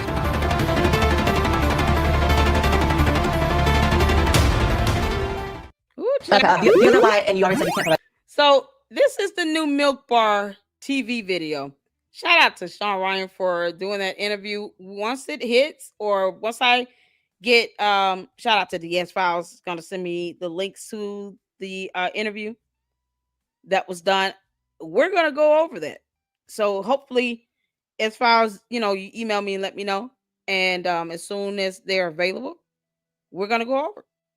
And I'm going to schedule, that's going to be the whole live of just checking out that interview, because there are a lot of key aspects to that people need to just understand from a fundamental stance, just like with the security protocols, just fundamentally speaking. And these men, they're not paramedics. They're security guards. They're security. They're on the security team. There was EMS there. We saw the video. We saw at least 2 of them in uniforms with the medical bags. That's why I played that portion of the video. For her to say that there was no paramedics around and it was illegal, well, Candace didn't read the law on that either. Not at all. So I think there are some text messages too with Sean Ryan that I'm going to show right quick. Hold on. Let me change my connection here. So here's some messages that was posted up about from the Sean Ryan show. And shout out to S-Files. Thank you for sending me this. It says this was a message exchange between Charlie Kirk's head of security and the UVU chief of police. Hopefully you guys can see this, by the way. Let me make myself smaller. There we go. All right. So it says here, and this is before he did the interview, but this is the post that went along with this. I want to make sure I show you guys this before I forgot about it. The head of security and the UVU chief of police regarding the rooftop. Join me live tonight on Vigilance Elite Patreon for a complete breakdown of the tragic events that led up to and followed the shooting that claimed the life of Charlie Kirk. And here's the other photo here. Hold on a second. It's making me reshare the screen again. It's so crazy. Okay. Let me make sure you guys can see this. All right. And you guys see here the messages. So this was from, I'm assuming Monday of last week at 4:11 p.m. You see, Candace, this is how text messages work, girl. Limitless, are you still here? Tell Candace, tell your cult leader, this is how text messages work. You see the date, timestamp? I'm going to say this was last week, Monday. But you see a timestamp there, 4:11 p.m.? Yeah, because that's how this stuff works. All right? Text message, RCS, Monday, 4:11 p.m. That's how that works. Why don't we ever see the text messages take date and timestamps when Candace shows her phone? Make that make sense? I'll leave you to ponder that. Hello, Chief Long. We received this message today from the student group FYSA. There is student roof access pretty close to where CK, that's Charlie Kirk, will be set up at Utah Valley. The Sorensen Student Center has a couple stair cases that go up to the walkways on the roof. You want access to the roof, is what's asked from the chief. And the chief, this is what the chief asked. You want access to the roof. And then the response was, I was told students have access above us. If this is true, and this is from Charlie Kirk Security. If this is true, it would be nice to have either have it controlled access or allow one of my guys to be there as well if possible. And then the chief responds, I got you covered. And you see Monday, 8:29 p.m. Thank you, sir. Because that's how text messages work, Candace. Yeah, date and timestamps. This is how that works. This is how text messages work. What are timestamps in your text, Candace? I didn't show that just to show timestamps, but just to show there was communication between the security team as well as the UVU chief of police there. So, they have to collaborate with the local police. If you're talking about going on these various college and university campuses, they have their own police. So UVU had their police, campus police, and then you have UVU police. That's how that works. So they set up everything, they establish everything is necessary, right? And just like with the Secret Service, they plan out and map out the security measures as much as they can. So Clinton Jaws is another one. Okay, we'll check that out tomorrow. If one of you guys can email me the link, because I can't click links from StreamYard. I don't know why. But email me the link to his video and we'll check that out tomorrow. So let's get to Milk Bar. Shout out to Milk Bar TV. Fantastic content creator. And he is definitely keeping his foot on Candace's neck. We are here for it. So if I can get one of the mods to drop Milk Bar TV's YouTube channel in the chat, and this is the link for the video that I just dropped, that would be fantastic. Put a 1 in the chat if you can see it here. Let's get to it. Okay. The other lie, and you already said you can't provide evidence, is that Tree of Logic was paid. I 100% think that she's paid. There's no way. By the way, if I say that I think something is paid, that is at my discretion. I can say I cannot present. Let me go back. because this going. Okay. The other lie, and you already said you can't provide evidence, is that Tree of Logic was paid. I 100% think that she's paid. There was no way. By the way, if I say that I think something is paid, that is at my discretion. I can say I cannot present to you a fact, and you can't present to me not a fact. Okay, so we're both. I'm speculating. You said you can't. I can't present to you a fact. You can't present to me not a fact. Limitless, is this your leader? Limitless, are you still here? Is this your leader? Do you hear how she speaks? Is this your leader? Yo, 10 points if you can name the movie that came from. Paid. I 100% think that she's paid. There was no way. By the way, if I say that I think something is paid, that is at my discretion. I can say I cannot present to you a fact, and you can't present to me not a fact. Okay. You can't. I cannot present to you a fact, and you can't present to me not a fact. Y'all look at Dave Rubin shifts his look at her like, what did you just say? Yeah, Candace. I don't have to discredit you, girl. You do that by yourself. Is this your leader, Limitless? Oh my God. So we're both, I'm speculating, and you're saying it's not true. You saying it's not true could be a lie. Okay, well, I didn't say it wasn't true. You can't prove it's not true, and I can't prove it's true. Okay, you are admitting. So why make the argument? You know, because Limitless, no one has to discredit Candace Owens. She does that by herself. You can't make this up. What is the point of having an intellectual debate if you're not going to present any proof to show that what you're saying is factually correct? See, facts and evidence and the law does not care about your feelings. Just because you're saying the sky is purple and that's the truth does not make it truth. That's not how that works. She's literally saying, I can say something, as opposed to her saying it is my opinion. She's saying I can say something you can't prove is true, and I can't prove that it's not true. What do you mean? Then why are you saying it? Unless you're saying that this is just my opinion. Why debate something like that? That's a mundane concept.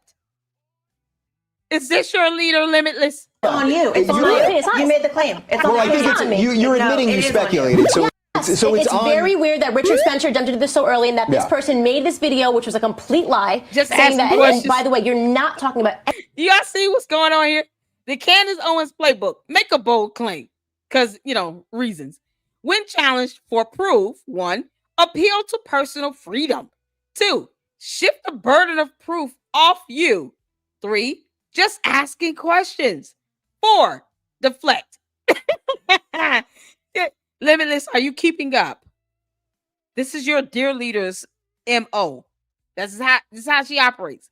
This is her line of thinking. That line of thinking Kanye West said that he likes because he's a non-reader of books. Any of the lies you told in that video, it's amazing to me. Candace, you're so held back on the truth and saying I'm a liar, but you're not talking about any of the. But she's saying someone else lied. While she just said, you can't prove to me facts. Just like I can't prove to you non-facts. What's a non-fact? Why she told Candace, first of all. Do you think I'm coming out the document every week? First of all, Candace, it is completely on you if you make a claim about someone, especially something that someone was paid under the table to make a video about you. It is completely on you to provide evidence for that. Okay, claim. I think that's fair. You are admitting you are speculating on this. You don't have evidence of it. Okay, I think that's a fair point. I think she's admitting. Yeah, move goalposts. Just completely blame the other person for not producing evidence on something that you made a point about.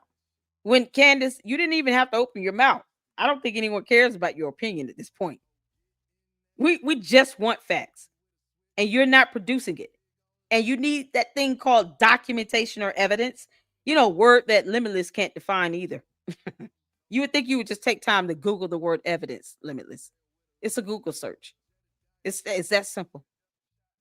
I think most of the terms you're using, you're probably not able to define yourself, such as discredit. That's another word you should define. We don't play those silly games here, hon.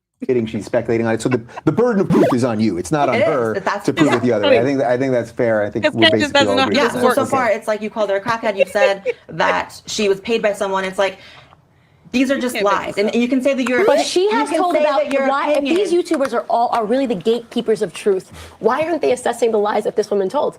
She said I was listening to a site in 3 weeks. She says she doesn't think that's true. She spent time, 40 minutes to be precise, talking about all of my untruths, cherry picking every single thing that I have said about the person. But the person, you're defending her. You're up here defending her. So we cannot not talk about it. If all you're going to do is sit here.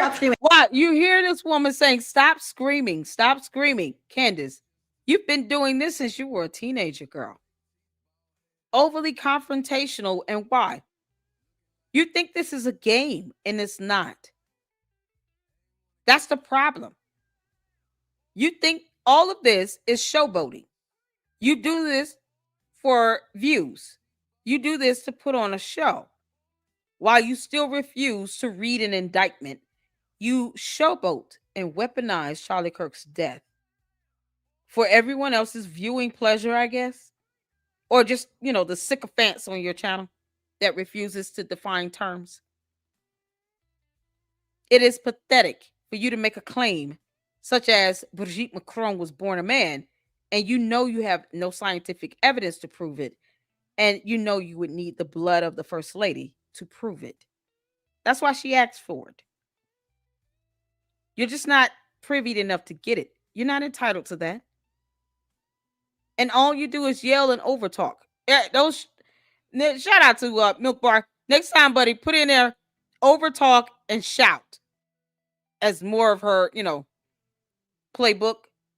That's how she operates. Let me just overtalk someone or speed talk or slur my speech a little bit and then yell because, tantrum little girl right here throwing a fit like she's in the candy out.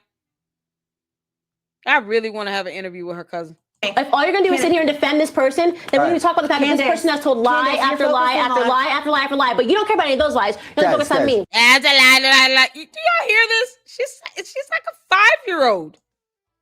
Is this your leader, Limitless? Is this your cult leader? Because I just hear a little girl throwing a tantrum and yelling and screaming while she sat in an apartment for 6 months and didn't pay rent. About why, if these YouTubers are really the gatekeepers of truth, why aren't they assessing the lies that this woman told? She said I was listening to a site in 3 weeks. She says she doesn't think that's true. She spent time, 40 minutes to be precise, talking about all of my untruths, cherry picking every single thing that I have said about the person. But the person, you're defending her. You're up here defending her.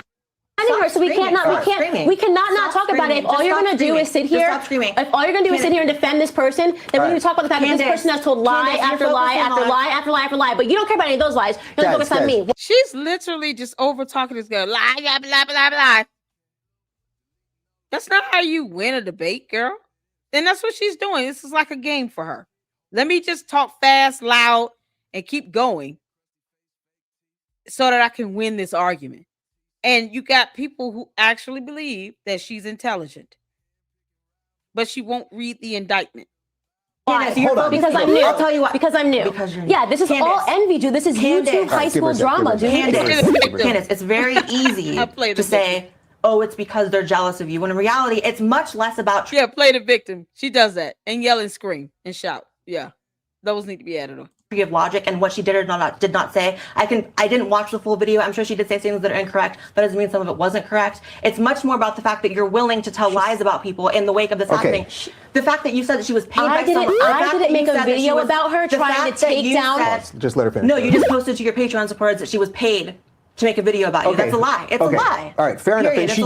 Well, we don't know it's a lie, but you are admitting we are admitting that it's speculation. There is no proof of it. Okay, guys. It wasn't I think. It wasn't I'm speculating. It was Dave Rubin. You got to do better than this, bro. I don't understand what you thought was being accomplished in this. So Tree Logic, we went over an interview Milk Bar had with Tree Logic, and she was doxxed by Candace from this stupid website, whatever she created, that was nothing more than a way for people to be doxxed, because that's what Candace does. And cyber crimes is also a concept she doesn't understand either. So she doxed Tree Logic. She doxed her. which is a cybercrime. And this woman was a former police officer. She had death threats issued against her from 2 inmates that were released from prison.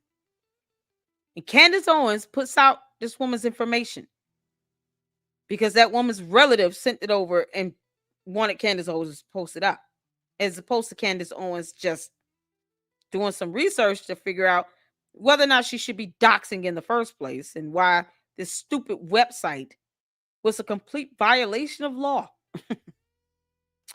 She accuses Tree Logic of being paid to make a video against her when everything that she said in the video was actually accurate and proven true. And as opposed to Dave Rubin doing his homework to try to determine what could be and could not be debunked, even if he's going to do something like this, considering that you're dealing with Candace Owens, who knows nothing and does not read herself, he allows this thing to go on. And this girl is telling her, can you stop yelling? Stop yelling. Stop yelling.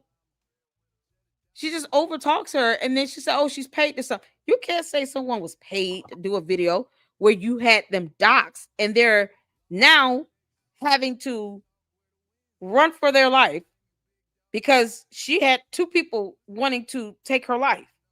Literally. And you want to get mad because she did a video talking about that?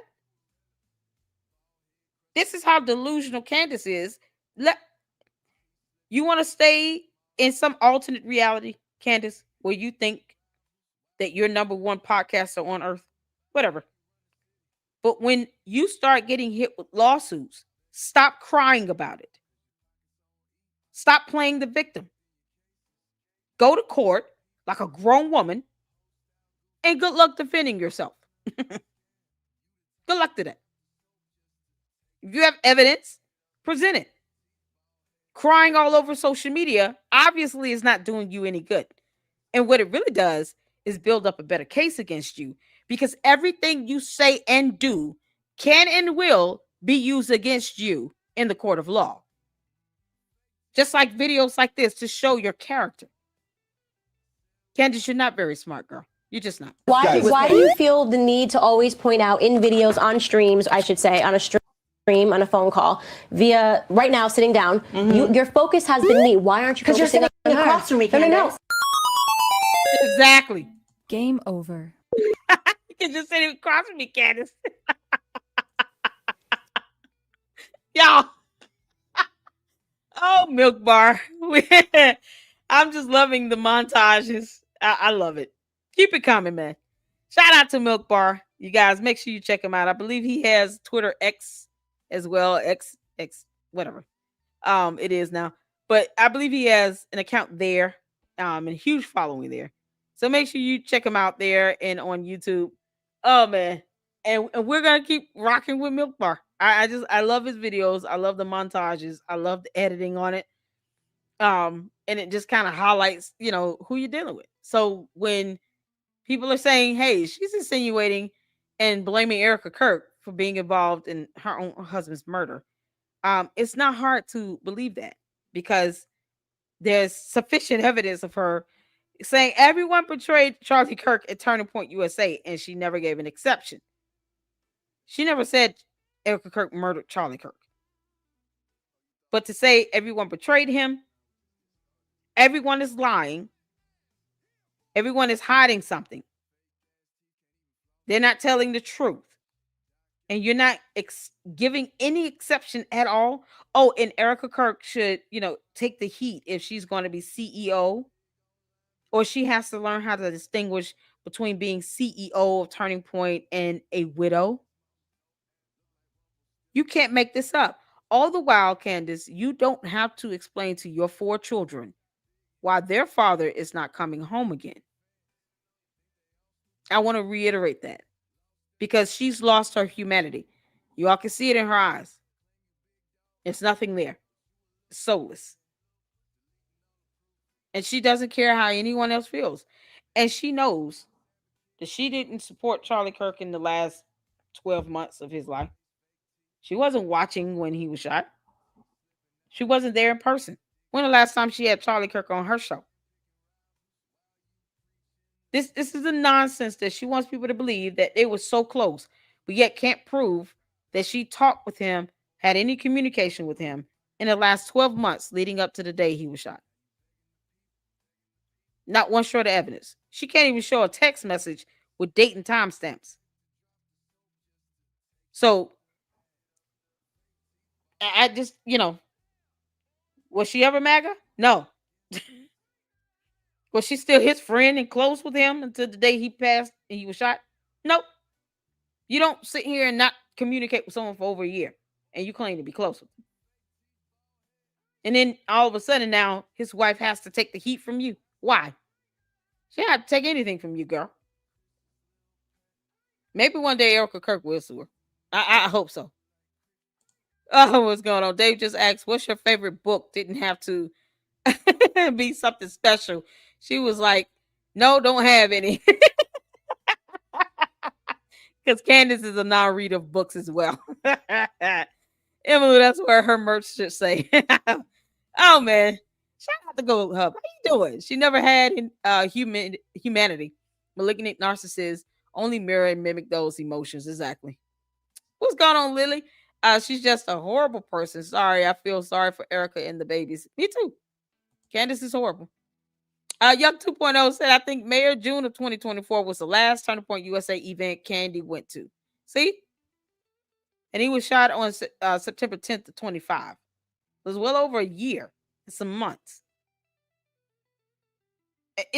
She knows she wasn't there. She wasn't supporting him. And yet she obsessively kept up with where they were going and how they scheduled these events. You can't make this stuff up. What's going on? Brian Miguel, how you doing, honey? And shout out to all my mods up in here. I appreciate that. Francisca is going to be a mod. Once I'm done with this live, I'm definitely going to point you a mod in here. So we're going to have a couple more mods coming up in here. I appreciate all of you guys for the support. Candace is using Charlie for views. She is. Candace, when you're going from 500,000-600,000 views talking about Andrew Weinstein, 700,000 maybe, to now 2-3 million views a day talking about Charlie Kirk, of course you're going to keep doing what you think is working. And then when you run out of lies and run out of conspiracy theories, or when you realize, you know what, Lady Luck Club kept trying to tell me that people are trolling me with my tip line. When you finally realize that, you realize you won't have any more content on it. Then you're going to have to talk about something else, girl. Ugh, Candace, you heifer. All right. Yeah, thank y'all so much for tuning in. We're finally at it. We're here.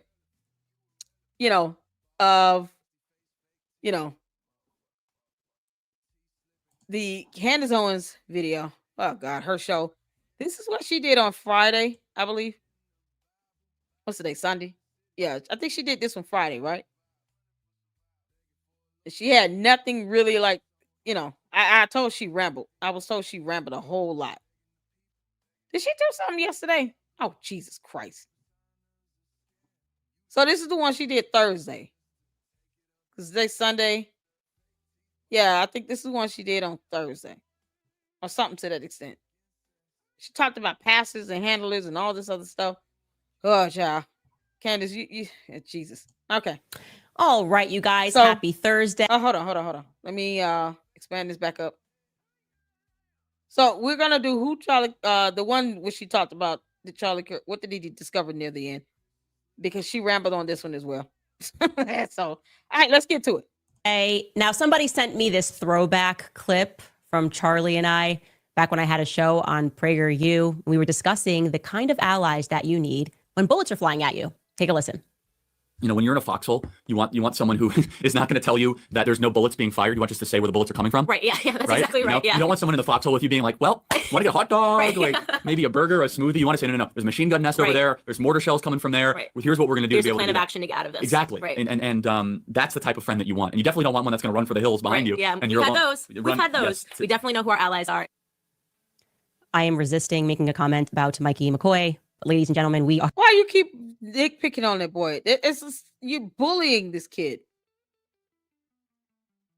When you weren't there to show us all how you would have reacted in that event. You weren't, Candace. you can continue to let your guilty conscience speak for you, because you know you had no contact with this man for a year leading up to his death. You weren't close to him. You can't even prove it with text. And yet you continue to bully Mikey McCoy. You know, God has a way of getting your attention. You keep messing with this kid. Sometimes God is not going to always come back making you reap what you've sown. Someone else close to you that you love might have to reap it because of what you sown. You need to stop. Are definitively in the foxhole right now, and we are learning who Charlie Kirk's real allies are and who his real allies were. So welcome back to Candace. Oh, good Lord. That's what I want to know. I just want to know who were his actual friends and his allies, because somehow you weren't. Too many of them are trying to criminalize asking any questions. Don't just ask questions, just accept the Fed slop. It seems a little bit ridiculous. We should start, by the way, with Frank Turek. Frank Turek, as a reminder, he is the pastor friend who was next to Charlie, actually, when he was Yeah, y'all see she recycling these conspiracies. I was like, Candace, let me help you out. No one ever said not to ask questions. They said if you're going to make accusations, provide evidence. You know, that word you still can't define. I understand you struggle with that concept, but you need evidence. Otherwise, leave it at your opinion, because then you've learned nothing from the Macron lawsuit either. Fascinated. You remember he was wearing the white hat. He ducks down. He is one of the people that helped to get Charlie to the vehicle. He was at the hospital. Well, I just learned that Frank Turek was reacting to me. He went on CBN News recently, and here is what he had to say. I have not followed Candace Owens closely. I know she was a good friend of Charlie years ago. In fact, when I first met Charlie, I said, you know, tell me a little bit about your ministry, you know, like your what you do, and you know, who have you mentored? He mentioned Candace Owens. And Charlie would never speak ill of anybody privately unless he spoke to that person first and tried to correct them. So Charlie never said anything bad about Candace or anything, but I just find this idea that she's making all these suggestions without evidence very painful for people. It's okay to suggest, well, maybe this, maybe that, but as soon as you start launching accusations, TPUSA betrayed, so you know him, betrayed Charlie. You know, I had a dream that Charlie told me this. That's not evidence. I mean, maybe she's right. You know, it could be.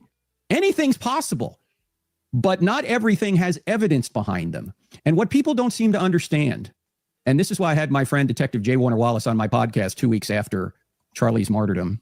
People don't understand how prosecution works, how murder cases work.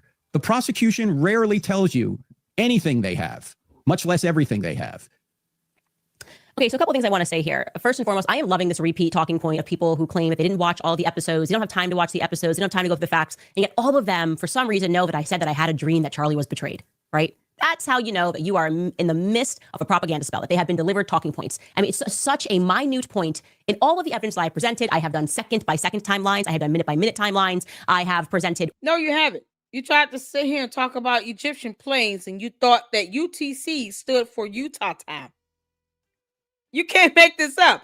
How do you put together a timeline, Candace, when you think that UTC, leading up to the day you were corrected about that, stood for Utah time and not coordinated universal time? Do you understand how skewed your timeline would have been if you're basing it off of Utah time? This is so unbelievable. You thought UTC stood for Utah time. So when you talk about a timeline, Candace, I can't take that crap seriously, because you had no idea what UTC stood for.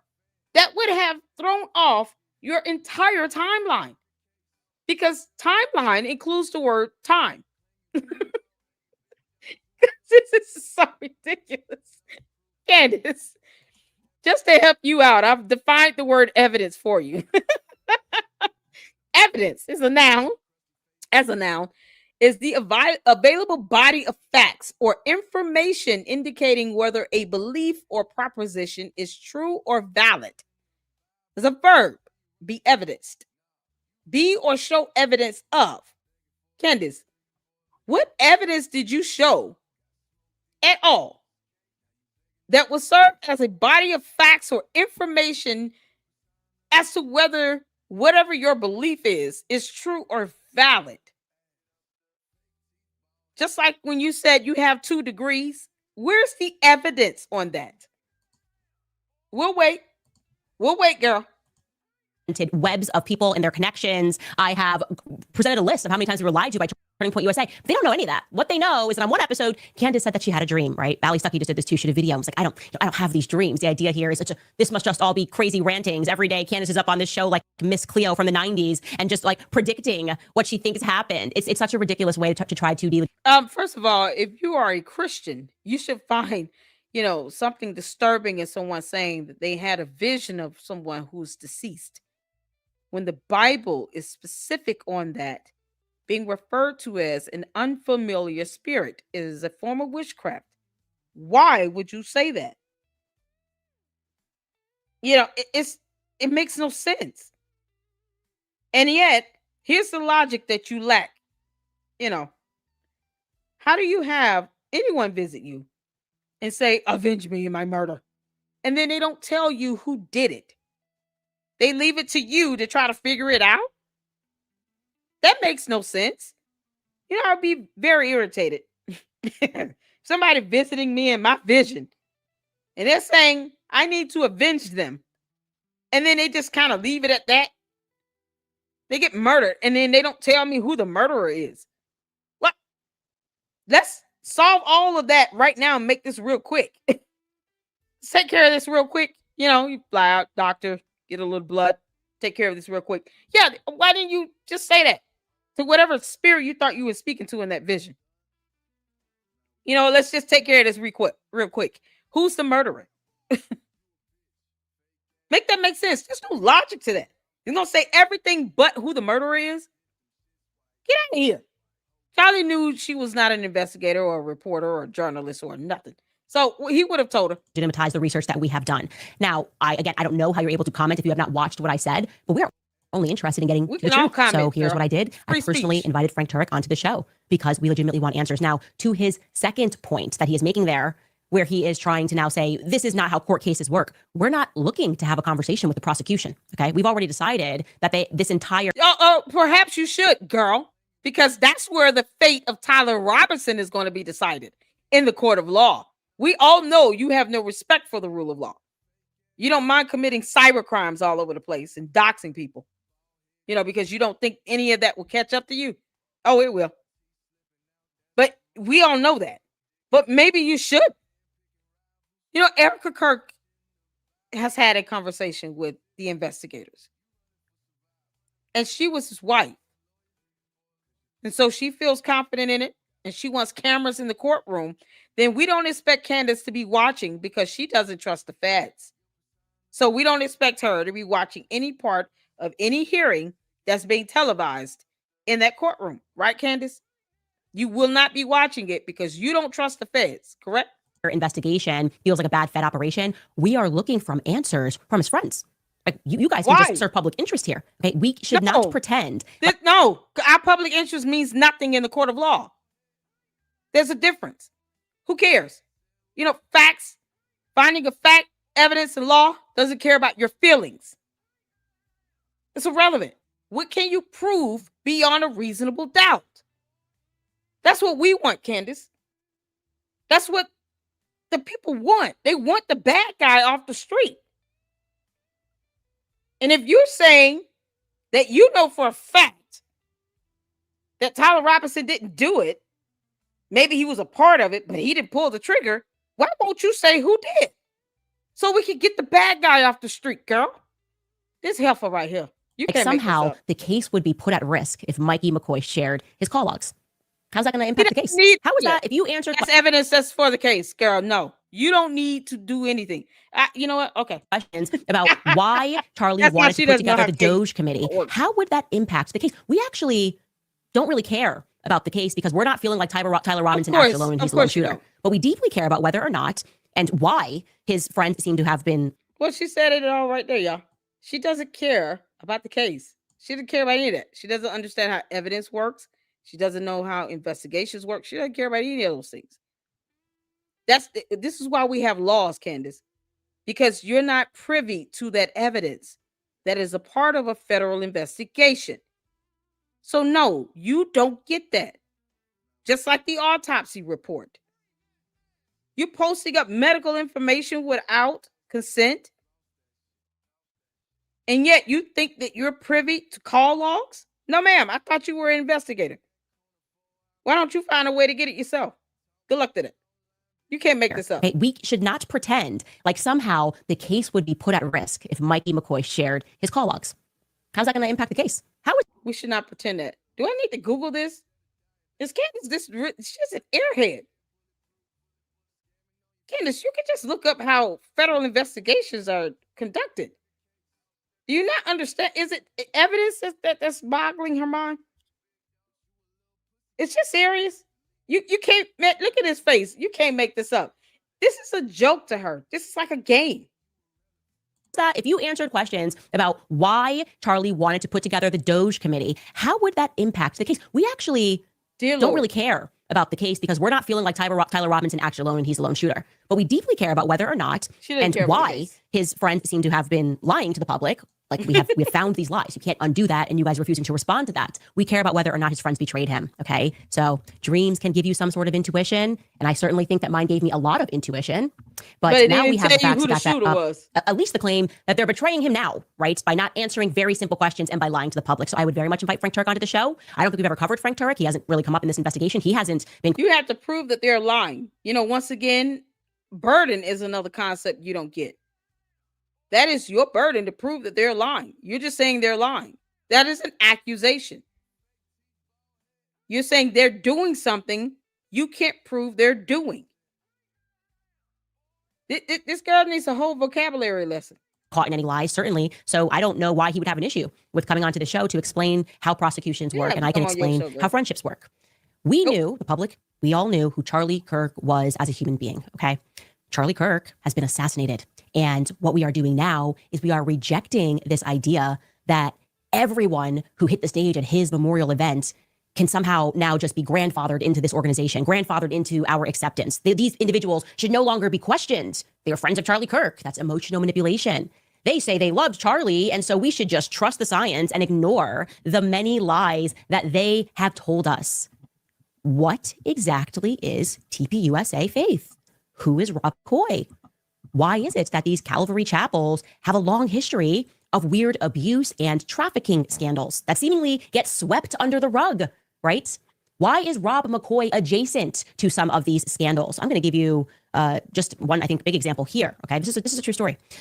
I hope I'm saying his last name right. Thomas Kimono was a man who was factually put away into prison for abuse, molesting, lewd conduct toward young girls by pretending. How he did this was he pretended that his cat was lost. Okay, I'm going to read you an email that I received from one of his victims who is now an adult, but she was just an eight-year-old child back in 1995. Here's what it reads in part. Okay, I was 8 years old, living in Dana Point, California, when Thomas approached my. How do we know that this is from this young lady?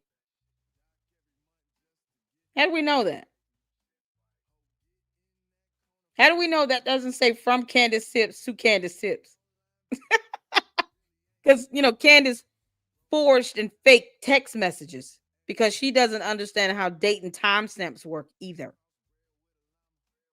So how do we not know if this came from Candace Tips email to Candace Tips, CC Candace Tips? Why would someone send an email to where it's tips@CandaceOwens.com, more tips at CandaceOwens.com? How do we know this came from someone on the outside?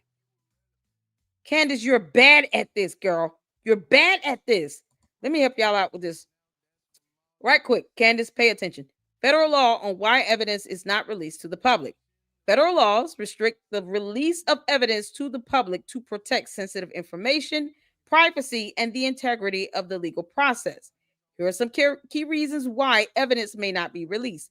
Confidentiality. Evidence is often sealed to maintain the confidentiality of the investigation and the identities of witnesses and jurors. See, Candace doesn't care about any investigations because she doesn't even care about people being doxxed. There's a thing called a jury pool selection, to which that grand jury, let's say it's an FBI investigation and they need to get an indictment. They get a grand jury, a federal grand jury, to indict someone. They look at the evidence in order to make the decision on whether someone should be indicted.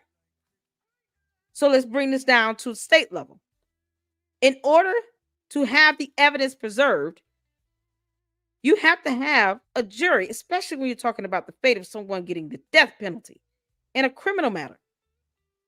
The jury has to be kept confidential. They have to feel safe and protected from the public, especially from a high-profile case like this. They're going to have to review that evidence. They're going to have to review the witness list, because testimony of Candace Owens is evidence as well. So if you're going to have witnesses from the prosecution and or defense coming in to give testimony is evidence. That has to be preserved. So part of your evidence would be the witnesses that are going to come in to testify. Candace, do you not understand how this works? How much more dumb is she going to show us that she is? This is what I mean by she doesn't look this stuff up, and she doesn't know how court works. Part of the evidence, Candace, is the witness list. These people don't deserve to be doxxed by you. And when they come in to testify, they are giving evidence to the court through their testimony. That's how the exhibits are introduced into the case, through testimony.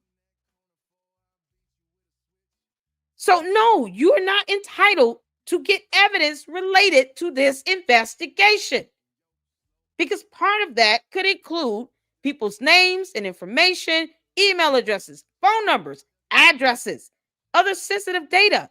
You're not privy to it, Candace Owens. Candace Amber Owens Farmer is not privy to any evidence related to this investigation. You are not, girl. And you're trying to put people's lives in danger with this nonsense, because you're sending your dumbass cult followers after people to harass them online and to dox them. Am I making sense? So far, we've only gotten past confidentiality. Does this make sense to everyone else? So that we all can understand why Candace Amber Owens Farmer is not entitled to evidence related to an open investigation. Because she doesn't know how any of this stuff works at all. Candace, you're an idiot. I'm helping you out, girl, because I know you're bad at this. And if you don't like the name calling, let me tell y'all something. I have to repent every night before I go to bed. This stuff sometimes gets me a little irritated because I'm concerned about people's privacy and protection. Our journalism should not put people's lives in danger. It should never do that. No one should have to worry about being doxxed or harassed or bullied or anything in the name of journalism.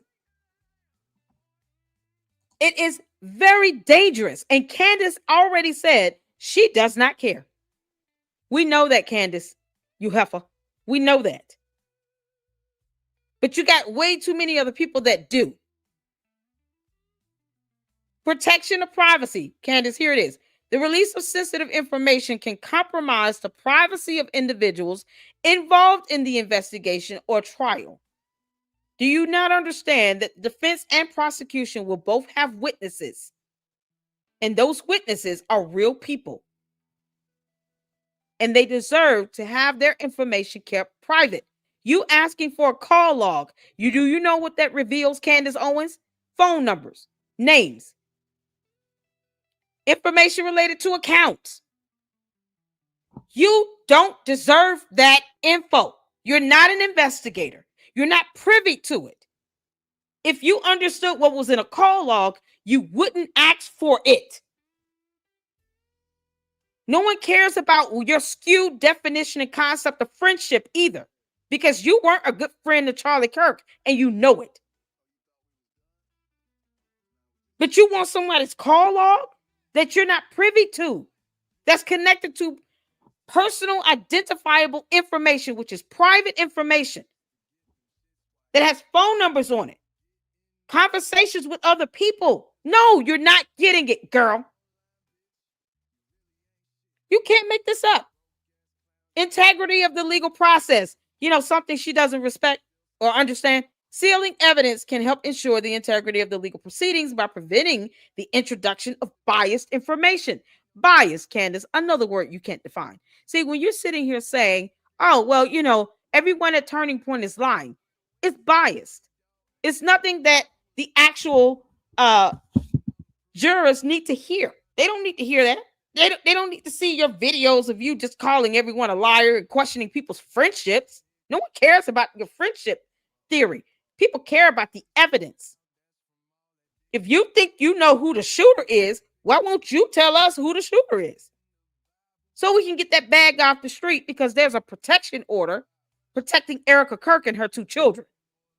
What if the bad guy's still out there and then they're trying to finish off the job?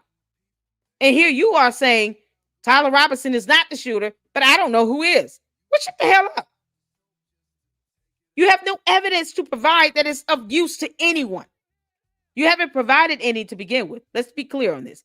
Candace Owens has not provided any evidence or information that is of value to this investigation to anyone at all. And I would like to think, Candace, if you did, Erica Kirk would have given you a shout out. She doesn't even acknowledge your existence on Earth, girl. Erica Kirk does not even acknowledge the existence of Candace Owens. She's never even said your name. Let that simmer and burn for a minute. Just like your yeast infections, Candace. Those recurrent yeast infections are burning down here. Yeah, let that simmer and burn for a second. Erica Kirk does not even acknowledge the existence of Candace Owens. And I only hope that if she does it with a lawsuit. You disseminated her husband's medical information that was sent to you illegally without her consent. No one owes you anything, Candace. And the candy asses think I'm scared of her when she does nothing but violate laws. No one needs your biased information interjected into this case. Something you don't care about by your own admission, Candace. So if you don't care about the case, then why talk about it? You see how you're being hypocritical and contradictory? If Candace Owens does not care, why speak on it? Talk about something else. Why don't you talk about the Epstein files? Then the last point here, public interest. In some cases, the public interest may outweigh the need for confidentiality, but this is a rare exception because it is. What Candace Owens is about to mention is something that could be that rare exception, like where you have someone out here doing something to, you know, people where they haven't caught the person, and out here, you know, essaying little girls and stuff like that. That is of the public interest because people need to know how to protect their little girls. But when you have someone like Tyler Robinson who's already confessed, just because you don't believe it, it's irrelevant. The public interest now is whether or not they're going to be able to prove that he actually shot and killed Charlie Kirk with the intent to do so. He already admitted he did it. If you have evidence to prove the contrary, Candace, why not give that to the investigators? Why not give that to the prosecution? It will get the bad guy off the street. But since you have nothing to offer and no one owes you anything in return, then we're all going to keep living. Courts have the discretion to unseal evidence under specific circumstances, such as when the public interest is high and the legal standards for disclosures have been met. There are standards, there are requirements that you have to meet in order for certain evidence to be released to the public. It still will not involve an invasion of privacy either for the witnesses or for the evidence itself. A call log has nothing but confidential information on it. Information you're not privy to. Phone numbers, names. Who knows what else is connected to these call logs? You're not privy to that, Candace. So this is why I keep saying she doesn't get anything. She's not privy to this stuff. And since because she doesn't care about the case, nor does she understand how court works or how investigations work, Frank Turek did not lie when he said that. I just proved how she doesn't understand how it works. Yeah, well, I'm sure Candace and the candy asses won't read it either, because they've already proven they don't do that. My friend and I to help him find his cat. He took us to a park behind my house and tried to molest me before I ran away. I was a key witness in his trial before he was sentenced to 8 years in prison.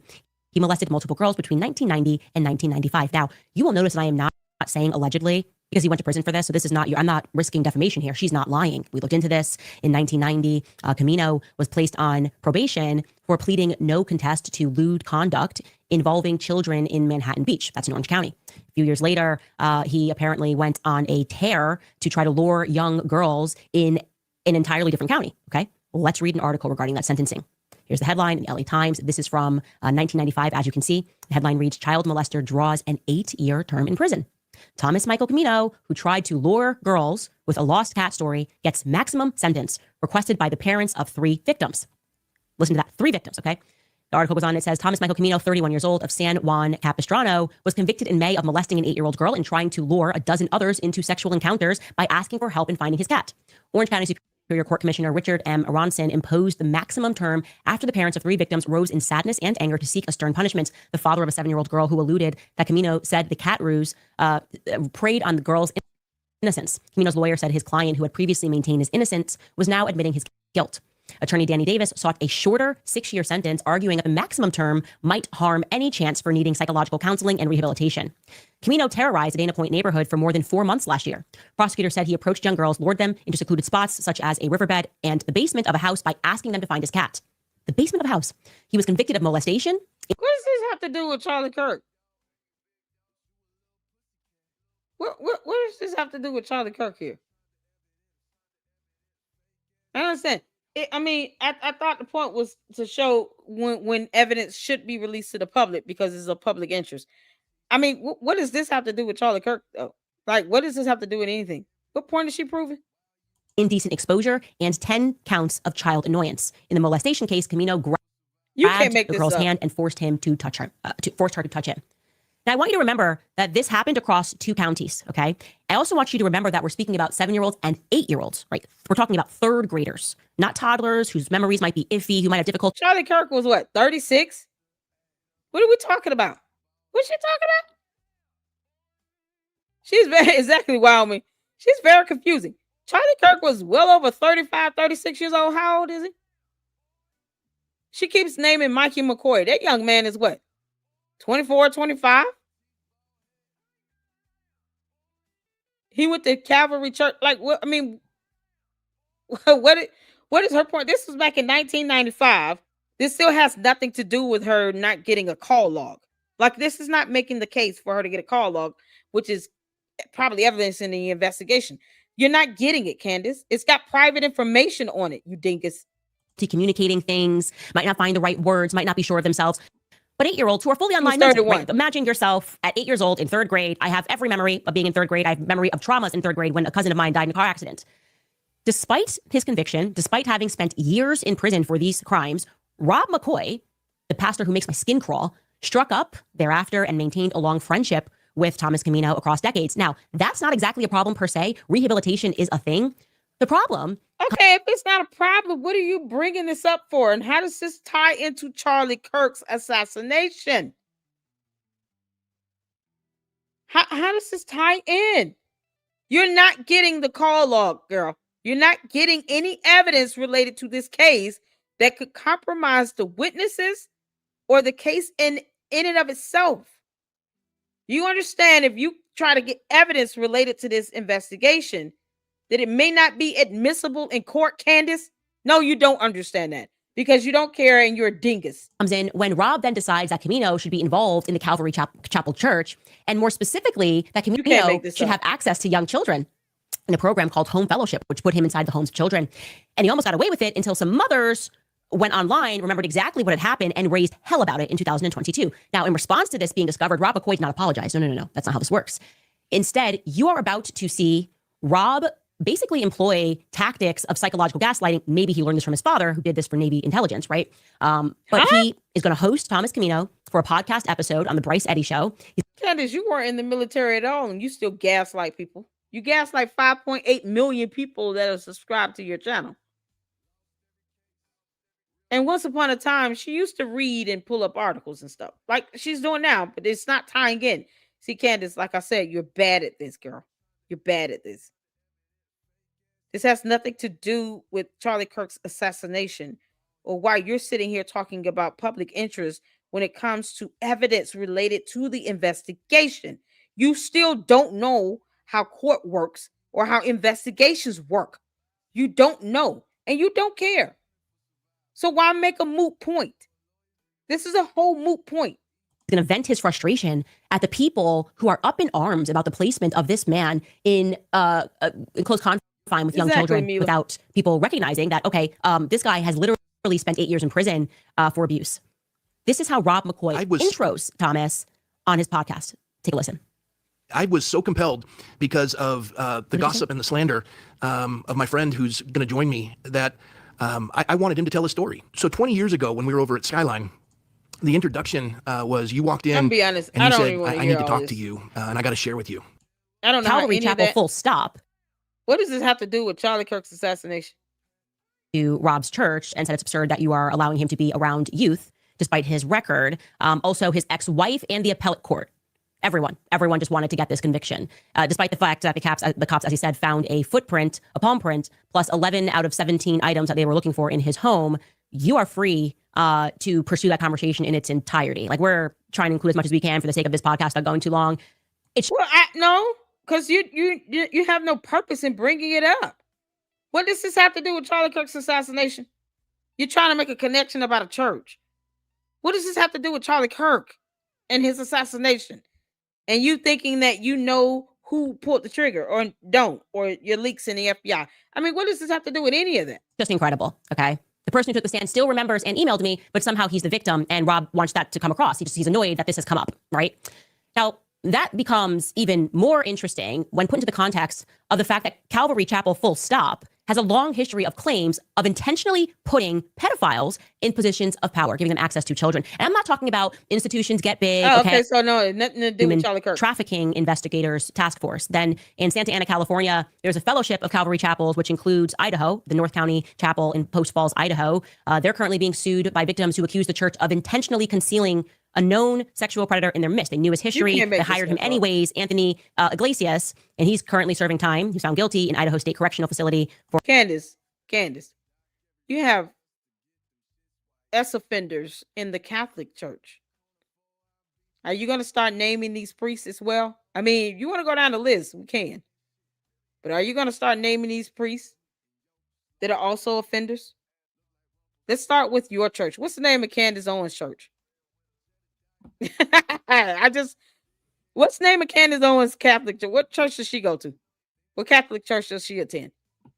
Because Candace, who can play this game? If you want to sit here and bring up, and listen, we all should be weary of people in church right now, because you have people like Paula White that are, faking it till you make it and making millions of dollars off of saying "Ata, apa, apa, apa," while Candace Owens is waving her arms in the front of the church. That was you, Candace. That was you in the video. In Paula White's church, flailing your arms around like you're crazy. But yet, you leave off Catholic priests as far as the laundry list of ex-offenders inside of churches in general. They've been doing that for decades too. Centuries. And you're not including none of them? Yeah, we can start with Candace Owens' church. We can start with your church. Wherever you attend mass, Candace. We can start there. She's in the state of Tennessee. Yeah, we can definitely start there. Because it's only right for you to do this both sides. See, that's called journalism, being impartial. So if you're going to name some Protestant, pastors and things that sit here and harbor as offenders, you can also do that with Catholic priests, because, two can play this game. For his crimes, the lawsuit alleges that when the victim's parents went to the lead pastor, Reverend Robert Davis, to discuss their son's sexual abuse, Davis acknowledged to them, and again, this is what their lawsuit is alleging, that he knew of Iglesias' history. And he stated words to the effect of, we knew. That's why we pulled him out of Thailand. Now, Thailand, by the way, was some orphanage program that they were None running. of this has anything to do with Charlie Kirk. Okay. Girl. Again, we're not even scratching the surface here. This is by no means a definitive list. I could go on and on, but I have to tell you that this does not feel organic to me. Okay. Yes, institutions are corruptible, churches are corruptible, but this feels to me like something a bit more sinister and a bit more organized. Okay. It makes me think of the notorious guy. You know, I've covered this in the past. That's why I did not cover the Diddy case. Everyone thought he was insane. Remember, he shot up the Trump Miami Doral. He didn't kill anyone. But then when he sat down, he said the feds are running a cartel operation. And when people get into trouble, this is what he alleged before anybody knew anything about Diddy. He said, I was one of Diddy's sex slaves. And he said, I was Diddy and Cassie's sex slaves. Cassie then verified on the stage. Why didn't she cover that? I mean, you know, it's like a perfect breeding ground for conspiracy theories, you know, as opposed to you trying to cover something about, you know, a topic you know nothing of. At the very least, Candace, yeah, if you're speaking about that, you could have probably made a lot more connections and still got the same number of views, because this right here, you're weaponizing someone's death. That's the difference. And you covering Charlie Kirk's assassination case versus P. Diddy. See, Charlie Kirk was shot and killed in front of national television, in front of thousands of people in person, online. People were live streaming. P. Diddy was found guilty on some prostitution. He deserves that, plus some. And now he's in prison. At least with that, you will be reporting what happened, the interviews.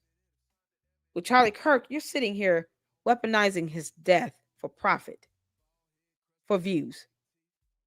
There's a big difference. This is absolutely insane. And this freeze frame is iconic. You can't make this stuff up. She's not even connecting the dots at all. And it's just getting lost in translation. She brought all that up for nothing. And then she wants to sit here and just kind of gloss over. Yeah, you know, any institution can be corrupt. Oh, okay, why don't you just bring up a Catholic priest that's been corrupt too, doing the same thing with little boys? Not little girls, little boys. Like, seriously. But this is madness. And that she knew who this man was, and that he had been invited to these parties. And he said, the feds, you get into trouble. And then suddenly, if you want to stay out of prison, you're now working for us. And he said that he was alleging that they run drugs, right? That they blackmail certain people and they run drugs. Something that Kanye also said, an episode that's virtually impossible to find online because it was during his cancellation, that he knew, again, this was before Diddy got into trouble, that Diddy had been blackmailed by the feds. And that part of his deal was that he had to keep certain other people in line like Kanye. So this theme is kind of coming up when you start to see people who have been not just accused of crimes, but convicted of crimes, and they wind up in positions of power or in positions of extreme wealth. I think it's pretty fair for us to ask questions about how that is happening. And now flipping back to... What does that have to do with Charlie Kirk? What are you insinuating? That he was... I mean, what are you saying? What does that have to do with Rob McCoy? He's not telling these people to go out here and be S-offenders. What are you talking about, girl? Yeah, I can't. I'm going to fast the Diddy insinuations here. Oh, dear Lord. Having her engage in fraudulent activity, allegedly. She said, quote, this would be brought in Pastor Rob McCoy as a CFO to help steer the ship of their finances. And by steering the ship, I mean that the money was transferred into his church. That was done above board. They notified the people that was going to happen with the finances. Sense. But it becomes increasingly interesting when I keep insisting to you guys that there was something about Turning Point USA Faith that to me reads like an infiltration of sorts. Okay. No, it doesn't. No, it doesn't. Because you can say that about any church and into any organization. You can say that about church and government. You can say that about anything. Charlie Kirk stood strong on his faith. He was a Christian. He admired Catholicism. He was also pro-Israel.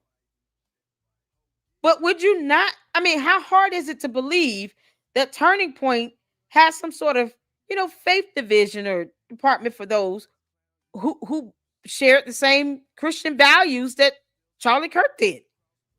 If your whole organization is built upon the foundation of your faith, wouldn't you expect there to be some sort of division or department that relates to that faith? Candace, that's like you having your Catholic priest, serve as some sort of pastor or someone, or priest of some sort, where people under Candace Owens LLC can go and make confessions if they want.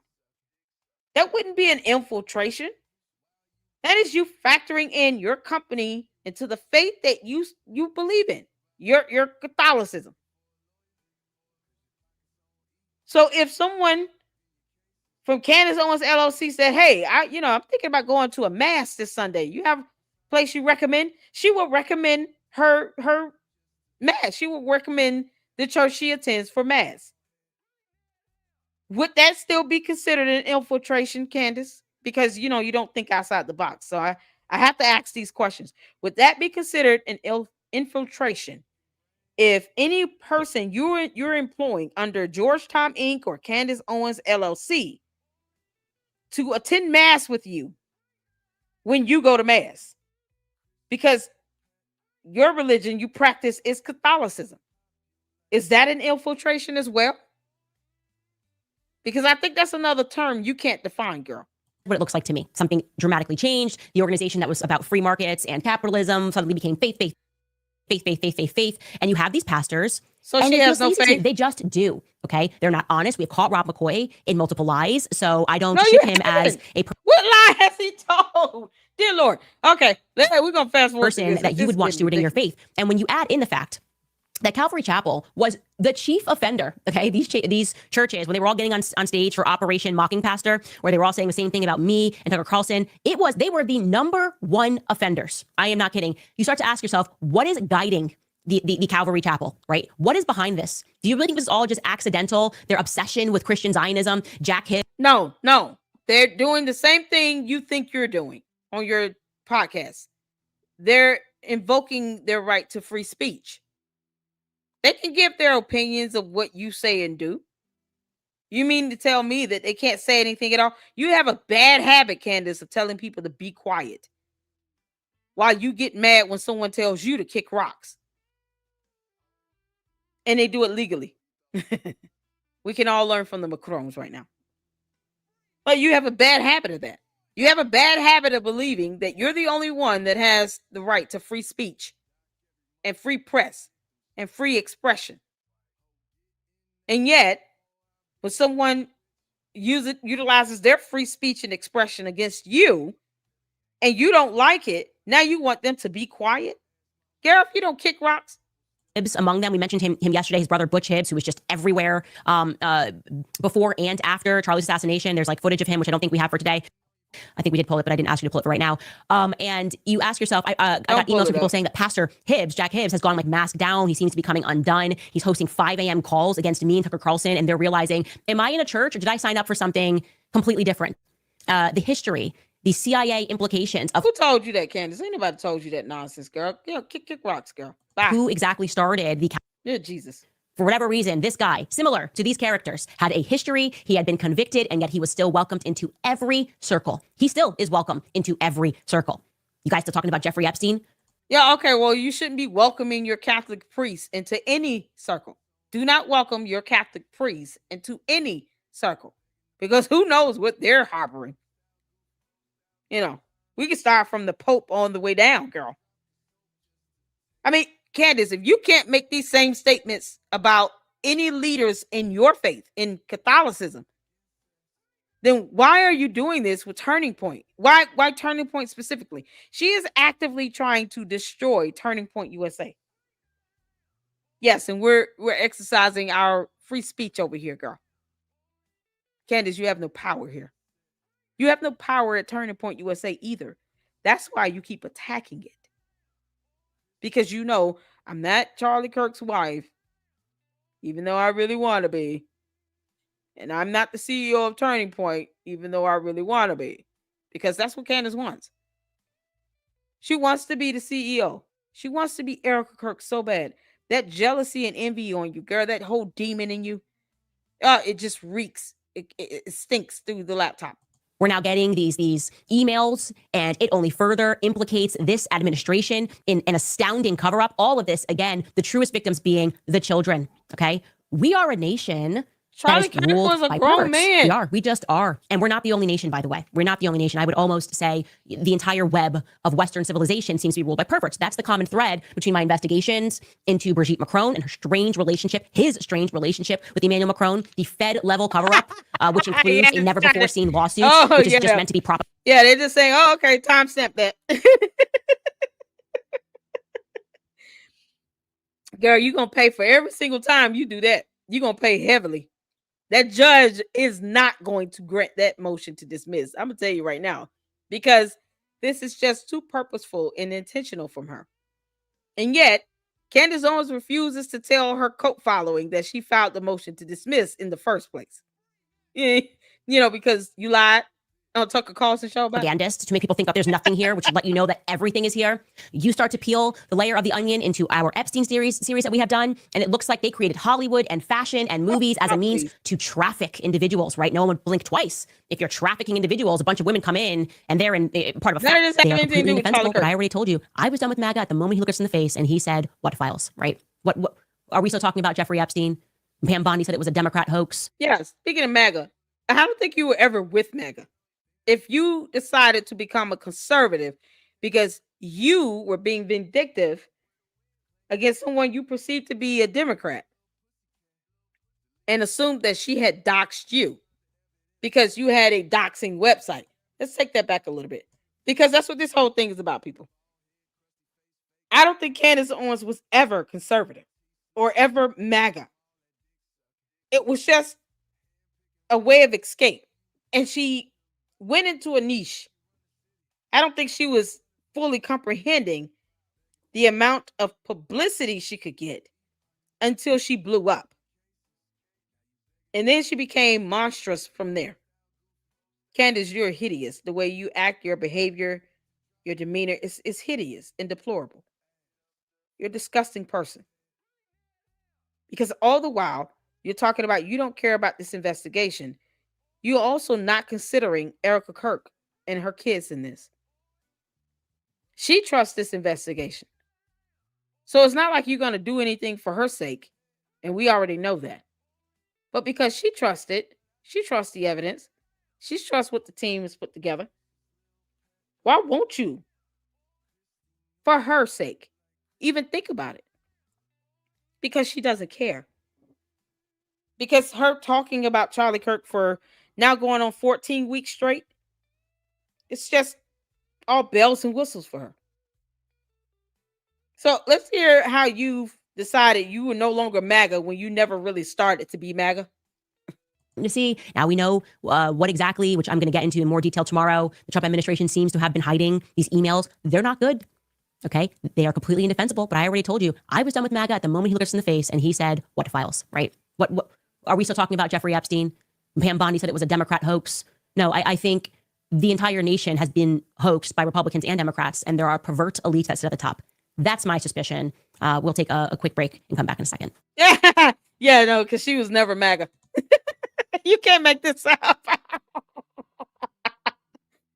Candace, I am not MAGA or Democrat or Republican or conservative. I'm just neutral. I'm just me. Because I can rock star like that girl. And you're sitting here sounding like you're trying to take a page from my book. And you just, when you're not fact-based on anything, when you don't understand how investigations work or laws, or the fact that, you know, I'm not going to sit here and waste time talking about something going on in a whole nother country and not what's happening here in my country. You know, and try to bring light to situations to corrupt people in the U.S. I've talked about corrupt judges. As much as I understand and respect the rule of law, there are corrupt judges sitting on the bench. And I've covered one in particular. And those videos don't even break 1,000 views. But she was removed from the bench. Very corrupt. Candace won't even, if she cared a little bit more about what's happening here in the U.S., why won't she focus on Epstein files more? Why not give that a 3-4 month run? Talking about it in a few episodes that, no, you have the ability to bring all this attention to things and you only talk about it for a few episodes.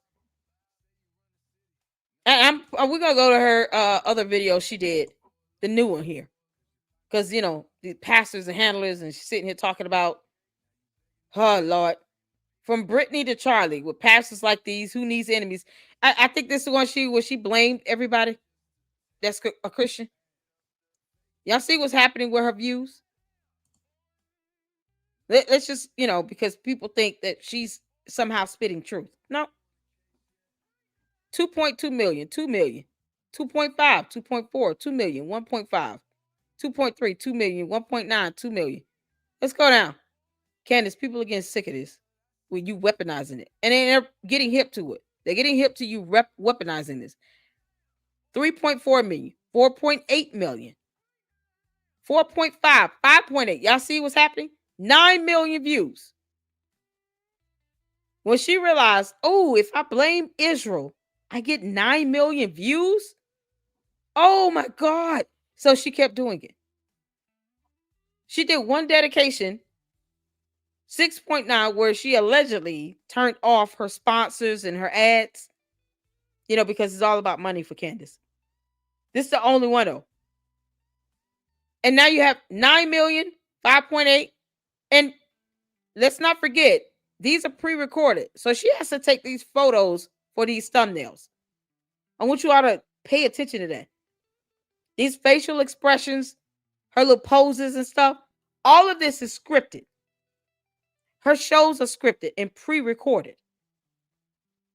When she reads comments, it's comments from the day before, from the previous show. So the comments she read, you know, in this video here, they are lying about Charlie Kirk with the 9 million views. Those comments came from this episode here. And so forth and so on. But she realized, oh, shoot, if I keep saying Israel did it, I get 9 million, 5.8 million, 4.5, 3.4, 4.8. You see this? You're averaging about 3 to 4 million views. Now it's going down because people are like, she's not producing any evidence. This is weird. I mean, who sets this up purposefully? Why would you post up this photo and not think about how Erica Kirk feels about it?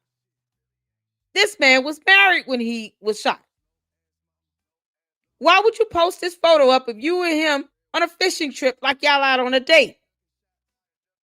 It's so inappropriate. It's not even funny. This is what Candace is doing. She understands, oh, if I keep trending and talking about this stuff and throwing out pro-Israel and, you know, creating this nonsense between these conservatives where I'm drawing the line in the sand between being pro-Israel and not pro-Israel, I can get a lot of views on that. Megyn Kelly is not credible either. She lied straight to Ben Shapiro's face. Even if he did not repeat what she said verbatim, why did Megyn Kelly turn around and lie as her initial defense to Ben Shapiro? I don't listen to Candace Owens. I don't watch her show. I don't take her content like that. I don't even know who Candace Owens is. We're not friends. Why would she lie like that? Why? That was so unnecessary. Knowing that she knows who she is, and she was definitely watching her shows. Because there were a couple episodes where she incorporated Candace's videos into her show. But Megyn Kelly lied in front of her audience, in front of the other guest audience on national television. She lied. It was just 4 bad lies she told. And for what? To keep this nonsense going with Candace? Look at these photos and stuff. Pouty face, smiling. Uh-oh. These poses are unbelievable. It's like a show for her. There's nothing authentic about this. I can at least say with my thumbnails, I'm copying it from the actual video clip. So when you all see my thumbnail, what you're seeing is a still image from the video itself that you're going to watch. If I have some sort of animated video up there or thumbnail, I give credit to where it came from. She is literally taking photos for her thumbnails for these videos where she is weaponizing and profiting off of the death of Charlie Kirk. No one does that. No one does that if you consider to be a friend. Why not just post up the information? Why are you posing in it? She doesn't even know how to set herself aside long enough to not put herself in her own damn thumbnail if she's going to talk about Charlie Kirk's death. Because Candace, you've already told on yourself, you don't care about the investigation. So why get offended when people are reminded of that? When anyone gets on their podcast and on their channels and repeat what you said. Why get offended? You don't care about this investigation. You don't care how Erica Kirk feels. You don't care about the kids. You don't care about any of that. You're too busy taking photos with your phone held up, thinking you're proving a point when that's not a receipt. Because the issue is the text messages are fake because it doesn't even contain the elements that would be authenticated and genuinely created when you send out a text or receive a text, such as a date and time stamp. Basic elements that you expect to see in a text message that is universal, that was programmed by the manufacturer, by the creator, by Apple, is missing in your text. How is that a receipt? This is crazy. And now you want to sit here and pull in something about Britney Spears? Why? She ain't thinking about you. All right, you guys. We're going to check this out because I just want to hear how bad she drags Christians in this. Because that's what I think she said something along those lines. I'm going to turn the captions on. Because Candace, you lie like hell. And then that's going to be, and it's hard to listen to Candace at this point. It's just hard to listen to her without pausing and saying something. Because, you know, you'll lose brain cells. Why do you all think I have to kind of pause and, you know, throw in some facts and information here? Just so people don't feel like they're walking away with Lady Luck Club cost me 2 brain cells today. I watched Lady Luck Club and I lost 2 brain cells today because she played Candace Owens. Oh, you can't make this stuff up. Okay. It's happy Friday, and I'm just going to jump right in and tell you that somehow all of my investigations are converging. Like literally all of them that we've done on this show, and I'm freaking out. I would have never thought in a million years. Pause. You don't do investigations. You run your mouth. You're a gossiper. That's it. That there would be something which connected the Chaos book, which I got obsessed with and was like, it's required reading for this podcast, connected to the Brigitte Macron case. I'm going to tell you about that. Connected to Ye. You can't make this up. Me telling you all about what happened behind the scenes when he was effectively kicked out of Hollywood, and the reason why I refuse to publicly condemn him despite insistence from the brood of vipers. I don't know how it's possible, but Charlie Kirk's assassination is pulling in. So she didn't say anything about Kanye West apologizing to a Jewish rabbi? Candace, of all things to address, you're not going to address that? You know, because that could be a separate thing from Charlie Kirk. It doesn't have to have anything to do with Charlie Kirk. And you might still get the same views. Who knows? You might get more. Why aren't you addressing Kanye West apologizing to a Jewish rabbi again? We all know she's not going to do it. Do not expect Candace Owens to ever apologize to anyone for any reason. She probably doesn't even apologize to her husband or her kids. She will never apologize to Erica Kirk, a Turning Point. She certainly will not apologize to a Jewish rabbi. But she won't even talk about Kanye West doing it. And that seems to be the highlight of her life. Kanye West recognizing Candace Owens exists and posting up, he likes the way she thinks, which is funny coming from a non-reader of books. All of these elements. And we need to speak a lot more about the Calvary Chapel and also Britney Spears. Suddenly Britney Spears is here. Britney Spears and everything that happened to her is now increasingly relevant. Ladies and gentlemen, welcome back. Oh, dear Lord. Under the Sun is trying to ward me off of. Oh, how dare she? I can't even believe it. BB can blow up thousands and tens of thousands of kids, but Candace investigating the Charlie Kirk assassination is crazy. It's unbiblical. It only... No, it's stupid because you're not an investigator. You won't even prove that you got 2 degrees or 1. Can you show proof that you got a journalist degree? Just 1. Just show the evidence. Why don't you show the degree? We know your real name. Candace Amber Owens. Why don't you just show your degree? Post it up on the wall back there. Put it in a certificate or something. Put it in a frame. I see a photo back there. Why do you keep using the CIA logo? The CIA needs to sue her. Furthered my sense that Faith had somehow been infiltrated. Faith had become a military operation, or perhaps from the 60s onward, that's what it's always been, right? Too many instances, as I showed you yesterday, of trafficking and sexual abuse. You have to begin asking the question whether or not this is systemic and it's on purpose and who these pastors are working for. Then I get an email yesterday, which made me perk up. A flurry of emails, actually. Thank you, guys. Telling me to stay the course because the Calvary Chapel was also involved in Britney Spears' conservatorship. What? Excuse me. Now, to be clear, I never got into the Britney Spears web. There were so many TikToks, so many people that did the research, dedicated their time to it. I just wasn't one of them. And I will therefore make it clear that I'm not an expert on this case. Like, obviously, could not have become an expert overnight. But after speaking with Kanye and being a part of that, being around him when everything went down, I got the gist of the fact that celebrities are very much controlled, what they can't say, who they're allowed to date. And if they step one bit out of the carefully orchestrated narrative, something comes down on them and begins to control them in operation. I get the gist.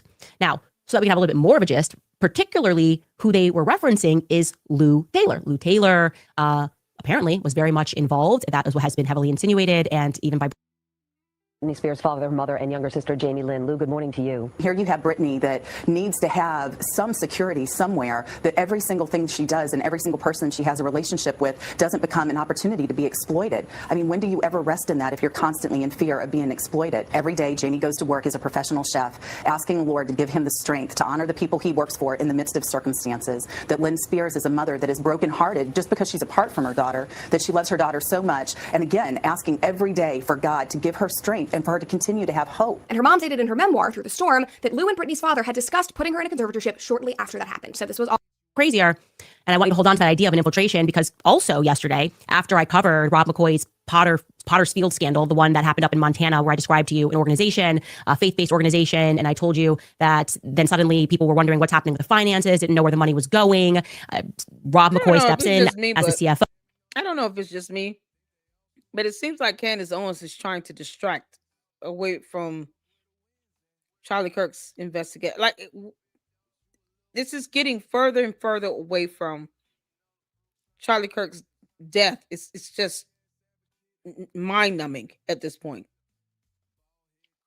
She's sitting here taking time to sit here and investigate and target and bully everything going on with Rob McCoy and his son Mikey McCoy, bullying him, knowing that if Charlie Kirk were alive, he would never allow her to disrespect his pastor for any reason whatsoever here on earth in this reality. Candace, you know, you heifer, that you would not have the opportunity to insult or attack Charlie Kirk's pastor if he were still alive. You know that. And now you're doing all of this, and for what? He would not be approving of you attacking his pastor. He would have already put Candace Owens in check. Her pastor would have, Charlie Kirk would have already snapped off on her in many ways. In a video on X, on YouTube, he would have gone berserk on Candace for attacking his pastor like this relentlessly for no reason. Lord's Harmony disowned George. Y'all, go up and say LLC Charlie would not stand for her insulting Erica or his pastor. Exactly. He would have come at her like a lion. He loved Erica. Thank you. Mikey McCoy seems harmless, to be honest. He was afraid when Charlie got shot. He seemed terrified to me. Exactly, Kissy. He seemed afraid to a lot of people. A lot of people who knew him that were there in person, because Candace wasn't, that even were recording, were terrified in their videos. The man that was standing up against the wall and said, Charlie is dead. Charlie Kirk is dead. They didn't know what to do. His security swarmed in, jumped over tables and everything. Of course, she's not going to sit here and acknowledge that and then try to say it's fake or proctored. Can we get a field read on where that came from? Just like the letter. Can we get the email address of where this letter came from? They want me to believe that Charlie Kirk wrote this. Yes, because he did. Because you weren't there when he wrote the letter. You have no inner workings or inner dealings of that. And you claim you have tips and stuff and leaks from Turning Point USA. And yet, they can't give you evidence that he sent an email to or sent somehow a 7-page letter, whether it was e-fax, emailed, printed out, sent via FedEx, however it was sent to the Israeli prime minister. All those leaks, and they can't give you that piece of evidence, documentation to prove it came from his email address. You know, it's funny how this stuff works, Candace, when you have no evidence. It's funny how you can just say dumb things and expect people to forget that you said these dumb things that you have in videos on your YouTube channel. And you don't want anyone to question it. You actually believe that Charlie Kirk did not send that 7-page letter to the Israeli prime minister. And yet, when you challenged this man to post up the entire letter because you said he was lying by omission, more words and concepts you can't define, he said, challenge accepted. Here's the whole 7-page letter. Then all of a sudden, he didn't send it. That's the idiocracy of Candace Owens. This is the same thing she does with the evidence that was presented to her from the Macrons. The same documents, the same exhibits they sent her, the way they debunked her. She turns around and is like, oh, well, how do we know the photos aren't proctored or, photoshopped? Or she didn't accept any of that. And she knew the one key piece of evidence she would need to prove her case. She can't get it. You can't get the blood of the first lady. This is how she is. This is her MO. And she actually thinks that Charlie Kirk would visit her in a vision and tell her anything when she is relentlessly attacking Turning Point USA, relentlessly attacking his pastor, insinuating his wife is involved, saying everyone betrayed him, trying to get evidence in this investigation that could easily reveal private information about witnesses that could sully the case. Doesn't believe that Tyler Robinson, who admitted to it, where evidence is pointing towards being the shooter, but then won't say who the shooter is. And then thinks she's somehow being held against some gag order. The court doesn't care that you exist, Candace. They don't care you're walking this earth. But this is her. I plan on violating it. Would he want you to do that? Would Charlie Kirk want you to just break the law like that so openly and brazenly? All these things that he stood against, Candace Owens doesn't give a rat's ass about at this point. Excuse my language. She doesn't care. And she actually thinks Charlie Kirk would visit her in her sleep in a vision and tell her anything about avenging him. He would not, girl. You don't even respect his wife. And she still won't talk about Kanye West apologizing to a Jewish rabbi. Make this make sense? This is ridiculous. Oh, and there's articles about it, and essentially this organization is taken over via scandals because the people who seem to get involved don't exactly have the qualifications to be in the C-suite or to be the heads of companies at all. And as Brett Cooper is about to lay out... Oh, no. In the same way Candace doesn't have any degrees that she's lied twice about having. Lou Taylor's qualifications are somewhat lacking. Take it away again, Brett Cooper. Oh, God.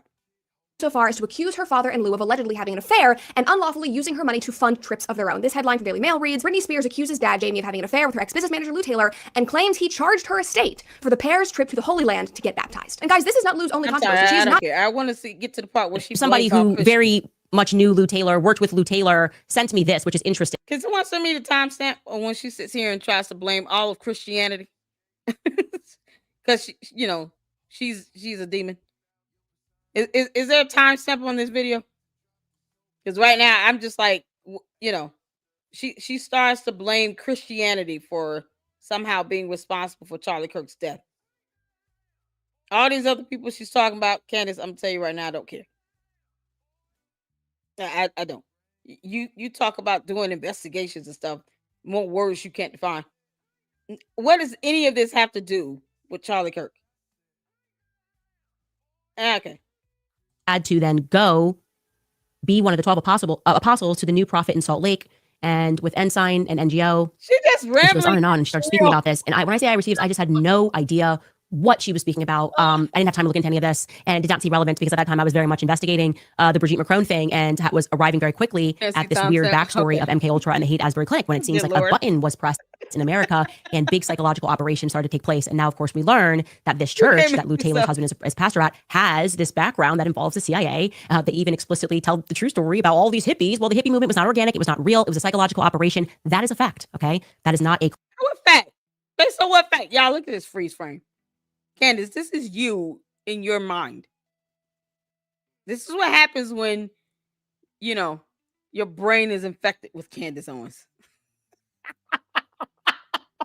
Because you just can't make this up. Candace, what fact is that? You think everything is psychological. It's because Candace Owens has lost her mind and she's psychologically tapped out. She's been in some alternate reality for decades. And she refuses to come back. The only thing I ask, Candace, if you're going to mentally leave Earth, why don't you physically do it as well? Take your body with you. Bye, girl. You can't make this up. Where is the part where she sits here and says, this is all Christianity. All Christians are, oh, Lord. Is this it? Now, of course, we learn that this church that Lou Taylor's husband is pastor at has this background that involves the CIA. They even explicitly tell the true story about all these hippies. Well, the hippie movement was not organic. It was not real. It was a psychological operation. That is a fact. Okay. That is not a crazy musing. It is simply. No. What are the facts on that? Anyone got facts on that? Anyone got facts on that? Candace, we can say the same thing about you and your cult-like following. It's a psychological thing that's happening that's designed to get on everyone else's nerve because all she's doing is distraction, deterring, deflecting, and everything else in between. But not understanding how, federal investigations or murder investigations work or the definition of evidence. I mean, what fact is that? A fact that they brought this, and this really became a way to ultimately attack the Christian faith, to divide the Christian faith. The story goes, these Good night, Lord. decided to, give a fresh update to the Christian church. But then it turns out that a lot of these people that are heading these churches have military ties, high up familial military ties. And I find all of this to be fascinating. And it has only made me focus more on this faith angle of TPUSA, because I am telling you that when that individual who was at his memorial, I hadn't even processed it because I was so in the grief stage. When they said that, something in me woke up where they said it was just. She wasn't at the memorial, by the way. Candace Owens didn't even go to the funeral. You weren't there. You said you were going to, listen to Kanye West, who's now apologized to a Jewish rabbi. Are you going to speak on that, Candace Owens?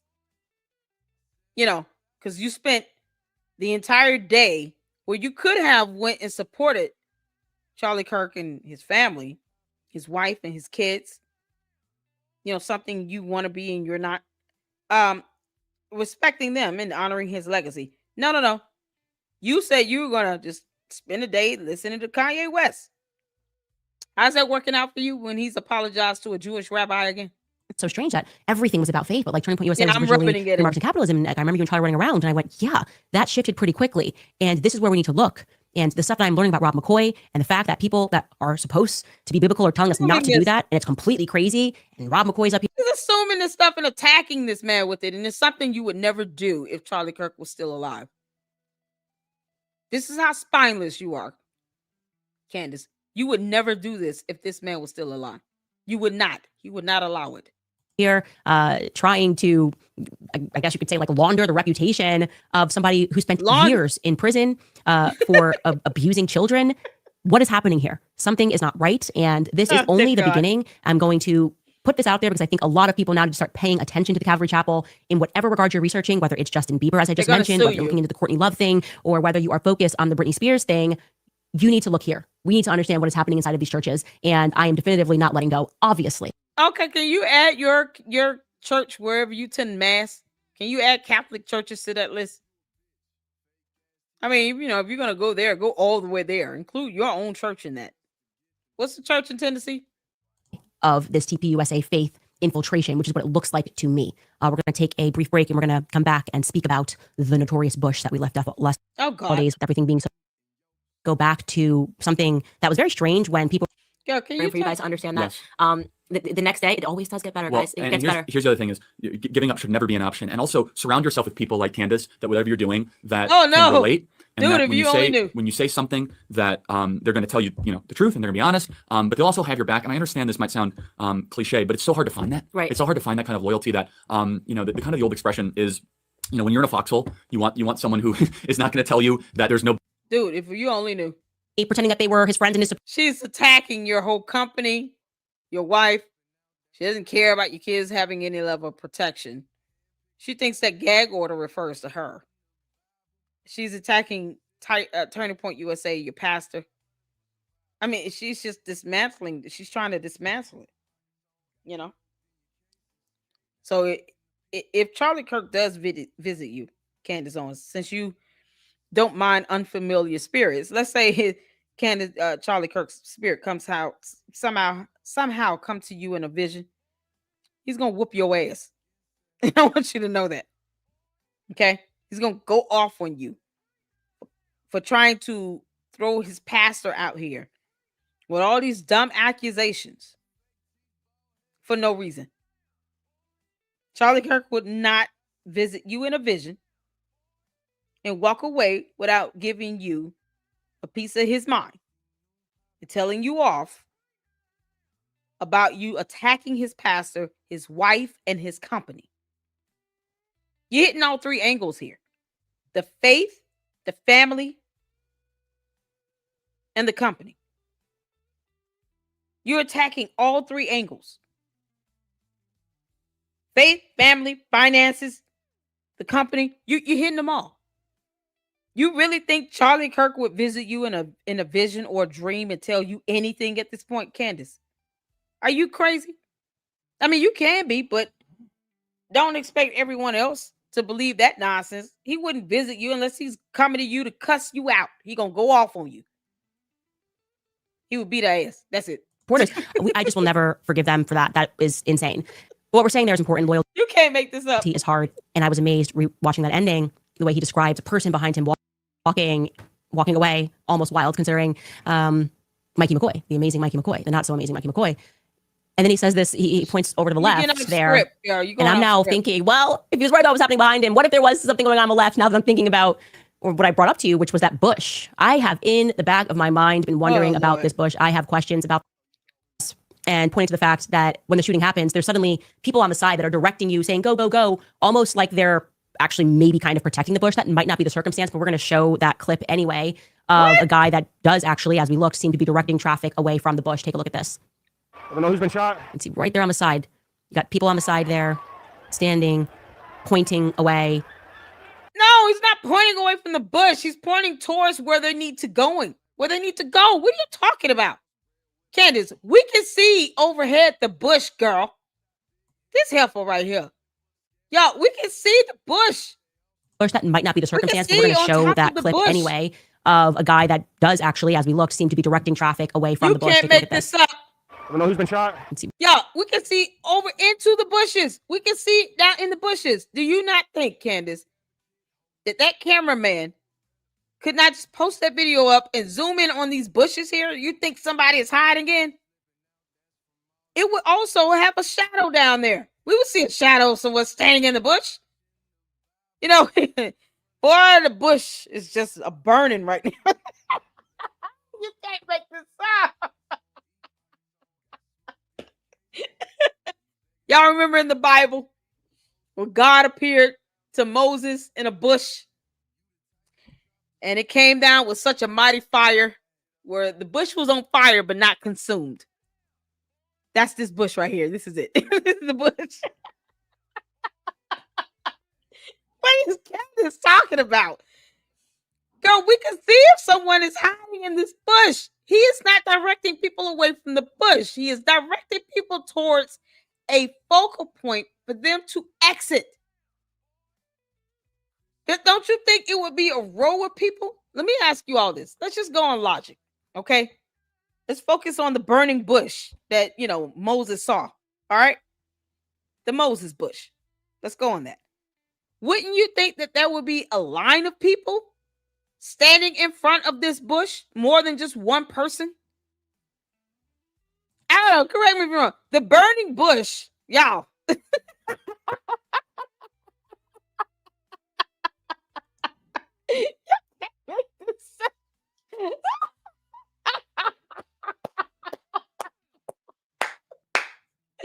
If nothing else, boy, Candace, your lunacy is entertainment. It's just pure entertainment at this point.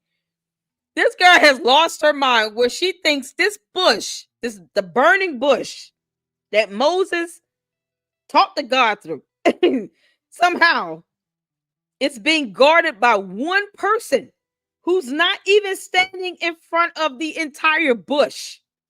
That, Candace, we can see through the daggone bush, girl. We see through the burning bush. You know, the bush is on fire, but it's not consumed. Y'all get delirious. You can't make this stuff up.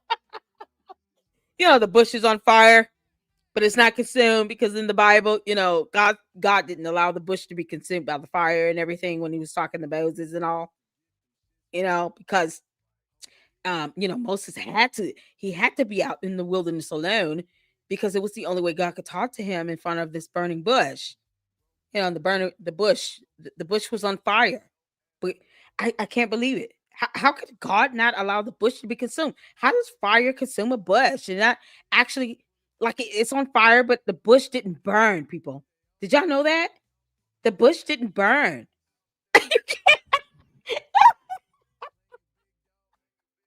How's my Candace impression? I think it's getting better. Oh, dear Lord. What do you mean?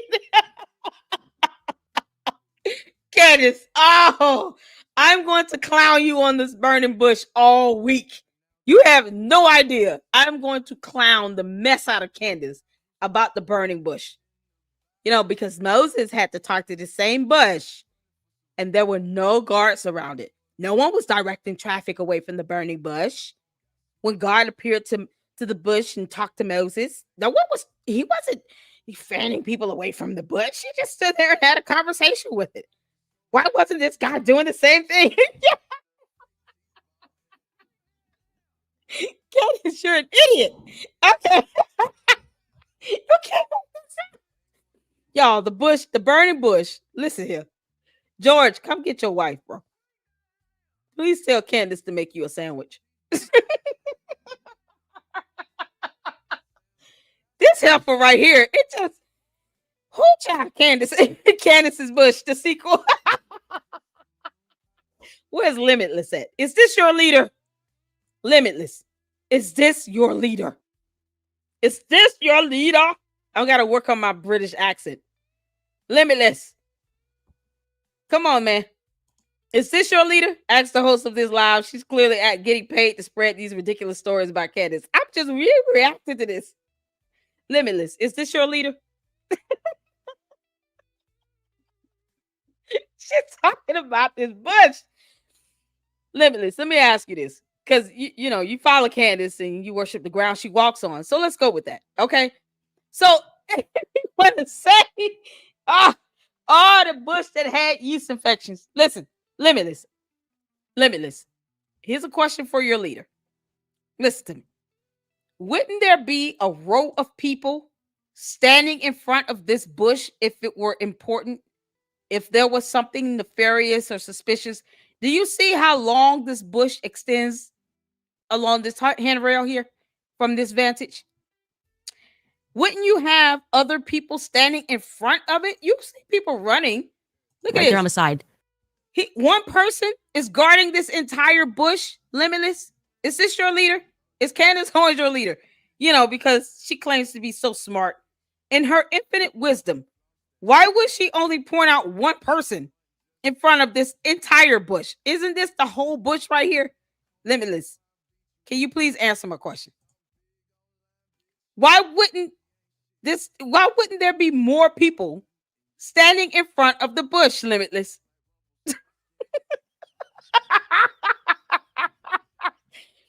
You hit Limitless. Oh, Lord.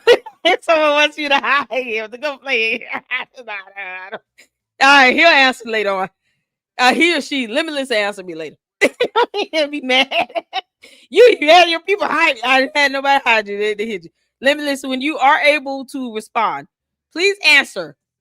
Why would your dear cult leader not point out anyone else in front of the burning bush that Moses talked to when he talked to God thousands of years ago? Let's pretend we're on the mountain. Why would more people not be standing in front of this bush? How is this one person right here, Limit, supposed to guard this entire bush on the side of it and not in front of it, maybe? Why is this one area of this bush somehow important to Candace when we can see down to the ground? Can y'all see that right next to it? Y'all see my green arrow? If you look right next to it, you can see down to the ground. I can see through the bush. So who's going to hide in this? Who's going to hide in the burning bush? Candace, you heifer. Because you can see down to the pavement. Why would the one person guarding the bush be standing on the side? Why would he not have at least 4 or 5 others standing in front of it, doing the same thing he's doing, telling people to run towards this exit that's out this way? Why aren't there more people guarding the burning bush? You know, Moses stood in front of this bush as the essence of God came down in a fire and it was not consumed. Y'all, ain't God good? Look at this bush still standing thousands of years later. You can't make this up. You got people on the side there, standing, pointing away. Okay. Yeah, because it's one person. Yeah, there's someone in there bush, like texting in a blue shirt. No, that could be because there's a shooting and that's a safe spot to be in and somebody can't see you. Maybe that's... Oh, dear Lord, why is that not the assumption, Candace? Why is that not the first thing you assume? Why is the first thing you assume is something nefarious with the burning bush? Because we can see down through the bush. Away. Okay. Look at that. Why wouldn't he stand in front of the front part of the bush or have more people alongside it? Candace, your theories are so stupid. They're so stupid. They lack logic. There's no thought behind this. You're trying to come up just like with the communistic bees, the underground pipes. You know, people are going to look at this bush and be like, there's nothing here. We don't see anyone in it. And guess what? To Limitless and the rest of the candy asses, there's security cameras recording this bush. So you can get security camera footage to see if anyone hopped in or out of the bush. Yeah. Did you know that? UVU also has drones. Did y'all know that? To the candy asses. Did y'all know UVU has drones? I actually played a video clip of it. UVU has drones. So if you want to know what happened before, during, and after Charlie Kirk was shot, there's security cameras that covers this bush that recorded everything that happened around this burning bush. So you'll be able to see if someone jumped in or out of the bush, Candace. You cannot be this dumb, girl. Security camera footage would show that. Well, after the incident occurred, well, after the shooting, well, after people left, the security cameras are still rolling. You see, that's how you solve that problem. See, if Candace had asked this to herself in her head, had asked this question of herself, you know, I wonder, did anyone jump in or out the bush? Out the burning bush? Did anyone jump in or out of it? Security camera footage would show that. It runs continuously. So there's no reason to sit here and to try to theorize this dumb nonsense, because security camera footage that runs continuously 24/7 will be able to record when someone came in and out of this bush. You can't make this up. Candace, wherever your mind has gone to, whatever alternate reality you've veered off to, can you please take Limitless with you? Yeah, there's someone in there like texting in a blue shirt. Now, that could be because there's a shooting and that's a safe spot to be in and somebody can't see you. Maybe that's why you're doing that. Doesn't mean anything, but I'm just pointing that out. because we have to gather evidence that we're never going to get from the feds. Limitless. The second thing that I want to show you is what I just described, which is the clip of the person that I'm looking for who doesn't duck and Limitless saying, Limitless answered. Okay. They are literally hiding everything from the public. Why would they release the footage when they're covering everything up? Do you understand that type of security camera footage just recording something with the burning bush would not be material evidence in this case? Do you understand that? I understand you and Candace don't understand how evidence works. That wouldn't be evidence that would not be released. It's a video footage, surveillance footage of the bush. Yeah. How about all the people recording around it? Why don't you all watch the thousands of videos that are posted up from the people who are there recording to see if someone jumped in and out of the bush? Video evidence would show that, and that is available to the public, Limitless. You understand that there are videos out here that are available to the public, posted up on YouTube, that would show the bush itself. And if someone got in or out the bush. You got to think, Limitless. I'm trying to help you out. It's not a video of a suspect. The burning bush is not a suspect or possible accomplice. We're talking about footage of bushes. A bush. You understand what a bush is, Limitless? I need you to Google that right quick if you don't. It's like recording a tree or a flower or some grass. Do you understand? That is not a suspect or a possible accomplice. No, sir. That is, ma'am, nope. That is absolutely false. You see why your nonsense doesn't work over here? Reread, go. You never said anything about the public just now. You said UVU. I said UVU has security surveillance camera footages recording continuously. Don't you think it would be recording? There's a camera right above that deck. How do I know that?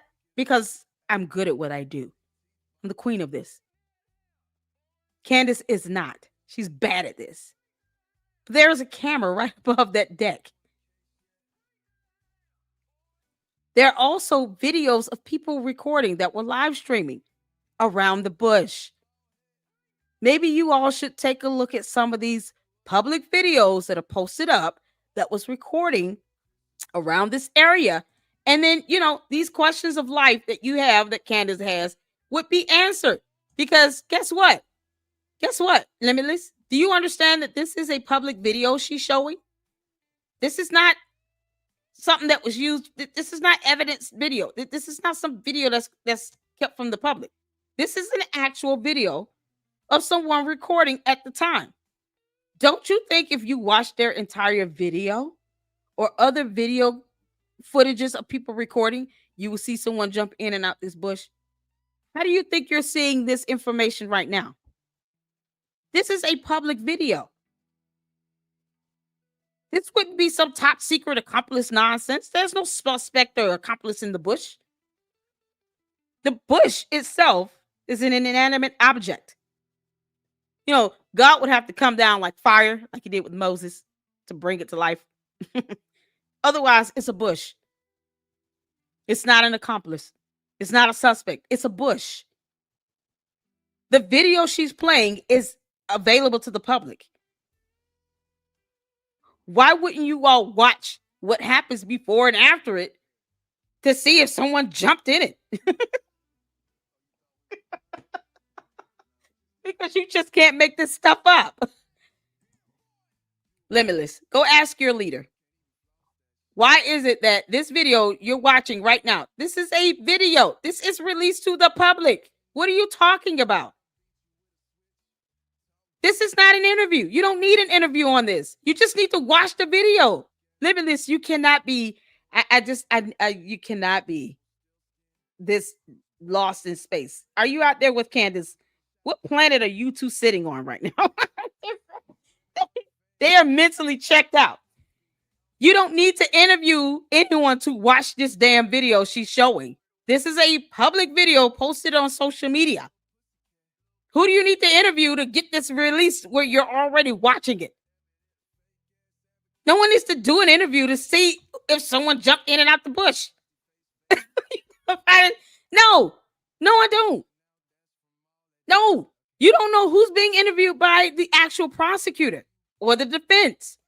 We're talking about the bush. Stick to subject. Okay? Stick to the subject. The bush. Why didn't you just watch the daggone video to see if someone jumped in it? We're on the bush. You don't know who's being interviewed. But Candace is not getting that call log either. How about that? Why didn't you watch the video of the bush? Answer my question with that. The bush. You want to see him talk about a liberal. They have nothing. Limitless is lost. They refuse to have just a simple conversation. I asked a simple question. This is a public video. There's no one to interview. There's no reason to interview.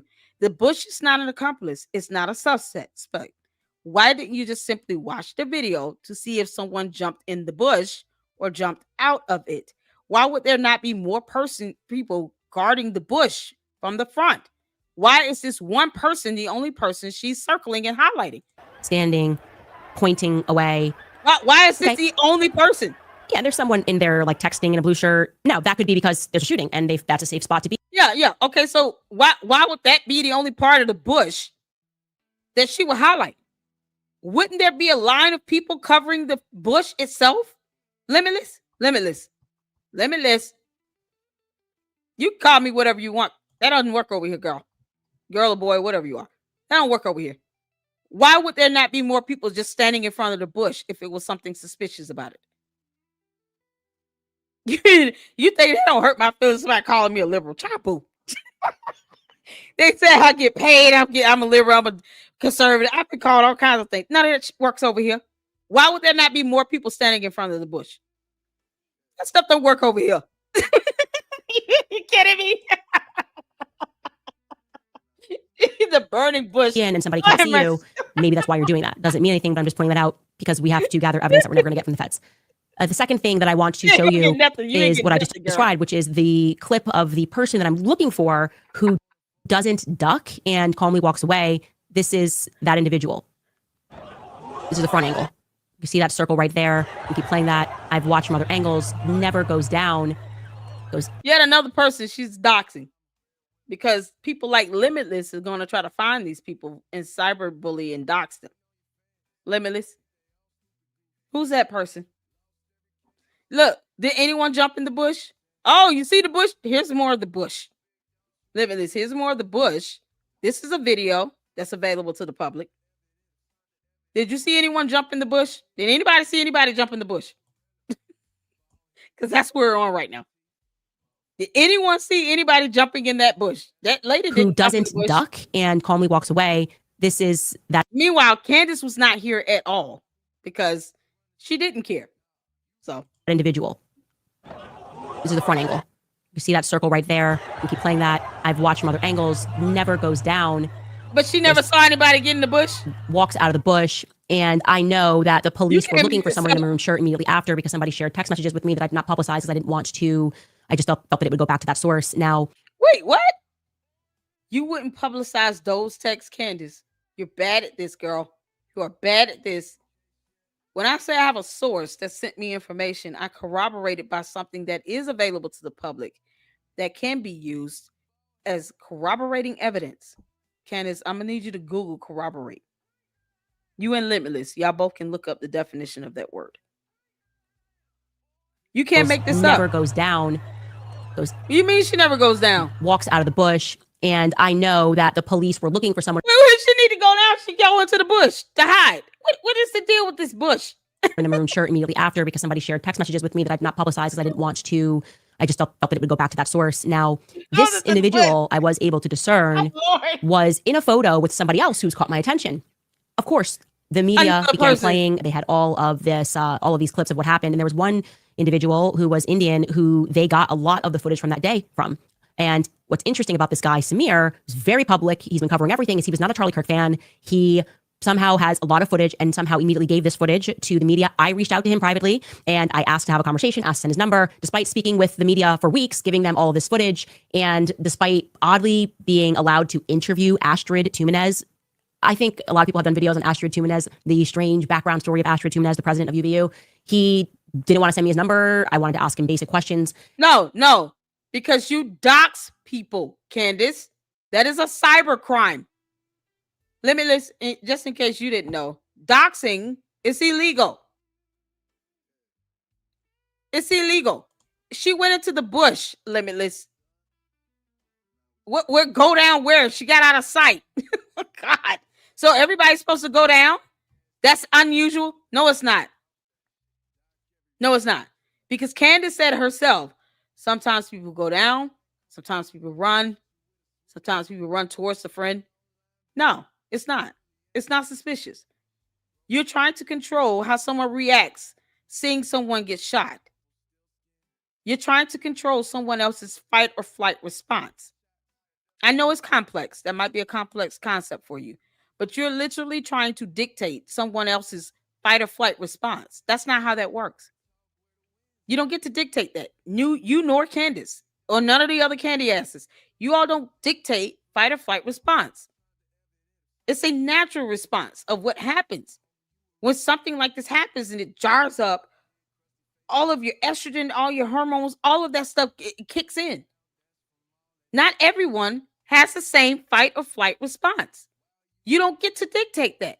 Just because you don't think this person should have gone down does not make it suspicious. It's not what happened with their fight or flight response because everyone is different. Candace, if you're going to come in my chat, can you come in here in your real name? I'm starting to believe Candace is limitless. I have the right to assume that since she assumes everything else. So we're just going to assume Candace is limitless. Candace, if you're going to come in my chat, be bold enough to come in here in your real name. Why are you harping on the bush? You finding it weird someone is waving their hand in front of it. And then you show another video clip of people jumping in the bush for refuge. And then you want to sit here and make an issue of fight or flight response like you get to control that. You don't freeze. If you do freeze, if you run, if you get down on the ground, you jump in the bush. They're finding everything to be some suspicious activity because everyone is responding differently. Somebody ran off. Oh, that's suspicious. Someone stood still and froze. Oh, that's suspicious. No, that's part of fight or flight. Fight or flight could include freezing temporarily. Your brain is trying to comprehend what's going on. That is a part of it. You can look it up. Candace, just Google fight or flight response, girl. Because I'm just going to assume you're limitless. I know you're trying to learn how to do journalism over here, but I'm not here to teach you that. You should prove how you've gotten that degree. Verify that. What does the burning bush have anything to do with anything? What does it have anything to do with it? It has nothing to do with it. People jumped in the bush. People jumped out. People got refuge. Some people ran. Some people got down on the ground. Some people froze. All of those things are part of fight or flight response. It's not weird. It is what it is. She's literally sitting here pointing and circling people out of a crowd. And you're sending your brainless followers after these people in my chat, doxing folks, cyber harassing people. For what? For what? Because people won't react the same way you do. Are you kidding? It's so ridiculous. Oh, no. We just got them all coming in here. Oh, so New Year. Oh, okay, thank you. She's not number one in the podcast in the world. You can Google that. You guys don't read. I don't expect you to. I'm shocked that you were able to copy and paste this long comment to me when you don't read. Yeah, what's going on back? I'm so late. You didn't miss anything. It's just exactly. Candy leads her horses to water. The question is, when will the stupid horses work out the pond has no water? Exactly. And then they hop in and hop out leaving these, copying and pasting these same comments, because they copy and paste the comments. I don't know if y'all noticed that. They copy and paste the same comments. She's #1 podcast in the world. I literally debunked that with a Google search. She's not. You cannot make this stuff up. That's why nothing bothers me when it comes to what Limitless, aka Candace, is saying, because I have heard it all before. That shit don't work over here. It doesn't work. She is not one podcast in the world. I know, right? We've researched that information. You can't make this stuff up. I just, at the end of the day, oh God, this stuff is being debunked left and right. Debunked left and right. And she still won't sit here and help. Like, why point out these people like this, knowing what you're subjecting them to? She's mad because yet another person won't give her an interview. They don't owe you that, Candace. Limitless, whatever. They don't owe you that. They don't owe you an interview. They owe you nothing, girl. Just like you're not getting that call log. One of the questions I wanted to ask him was, hey, you are in a photo with this person in the maroon shirt from that day. He posted a photo with him and the guy in the maroon shirt. And he makes it clear that they both went to BYU. His friend, I would like to know who Samir's friend is on the left. That's what I'm looking for. You might recognize this individual. If you do. No one deserves to be doxxed like this. Now you're going to be dragging him all over the internet. Candace, what you're doing is cyber harassment. No, he doesn't have to speak with you. You don't have to know who they are. You're not an investigator. You're not even a journalist. And whatever you think you're doing with this reporting, you're bad at it. You're just a gossiper. No one owes you anything. Why can't these kids be in peace? If I were their parents, I would sue the crap out of you. You're trying to dox this kid. Do you understand what you're asking for, Candace? You're asking for someone to send you his information. That requires doxing. That requires looking him up. What if he doesn't want to be found? Leave him alone. Leave these kids alone. These are college kids. Leave them alone. And again, we are not saying he's guilty of anything, but he might know there was some activity in that bush. Please email moretips@CandaceOwens.com. Moretips@CandaceOwens.com. This is so stupid. Okay. You about to moving put on from the someone person else in out the here. maroon shirts, but sticking on to this topic of That's called cyber. It's a cyber crime. It's doxing. Candace is all too familiar with that because she has a history of doxing. And her dumbass cult followers don't care about laws because bots. We're just calling it like it is. the bush. People also sent me a ton of information about Butch Hibbs, Jack Hibbs' brother, who was here. And he maybe might have been speaking to that bush. I don't know. But he wasn't the only person, by the way, who was in that bush before the event. Here's another photo that was sent to us of a guy. I don't know. Maybe he's comfortable in his bush. Who knows? Another guy in a maroon shirt. I never knew so many men loved maroon shirts. I never even knew that. But we have another guy in there again. What the hell? People just being ID'd all over the place. And it's like, why? They who knew? They went to an event and you're trying to ID them like that. You got college kids being ID'd, you putting all these people out here for what? And they're not gonna speak with you because look how you're handling this, Candace. This is cyber harassment at its finest hour. Oh, she needs to be investigated. And he literally might just be sending a private text. I don't know, but people sent us that, and that's interesting. And on the topic of Butch Hibbs, we got a flurry of videos of him after the shooting takes place. He's kind of just like crawling the area. He's up and around where the shooting happened. With what clearance, I don't know. You would think that they had secured the area and nobody would be allowed to go in. They certainly seem to have. She doesn't know how clearances work either. Yeah, because she doesn't know how clearances work, along with investigations or evidence or the definitions of these words. She actually thinks that these people have to be identified and for reasons. This is unbelievable. It's like she's never seen an event where just some level of tragedy has occurred to see how people react in the midst of that event. Oh, look, this person is weird. That person is weird. This person is waving their hands. That's weird. This person didn't get down on the ground. That's weird. This person is standing in the bush. That's weird. This kid is wearing a green hoodie. That's weird. This kid is taking a photo with someone. That's weird. You just IDing people all over the place here. This is ridiculous. And for what? For what? For someone who's still not an investigator. Candace, you're going to get sued. And you would deserve it. You and the candy ass followers, because they act as if they can just hide behind YouTube channels. In the background, as another individual is being interviewed about what he heard and saw. I don't know. A clearance to be in a bush is a higher caliber. It sounded like a higher caliber, like a 9mm. It didn't sound like a 45 or anything, but I don't know. It didn't sound that deep to me. It almost sounded like a cherry bomb. Unbelievable. It was a gunshot. Wow. Wow. Yeah. I'm in shock. I am too. I can't believe it happened in Utah of all places. Where he has so much support. But obviously the opposition was here. And now we're looking at a murder scene, possibly. It's obviously a crime scene. But I don't think that Charlie can survive this unless the EMTs were close, and it was pretty, rated R level kind of stuff. Yeah. Well, thank you. No problem. You bet. Look at all the people up there standing around that was recording everything. Now, he may have... you know, somehow these videos are not available to these candy ass followers to sit here and just watch if they want to see what's going on with this bush. Those people were recording.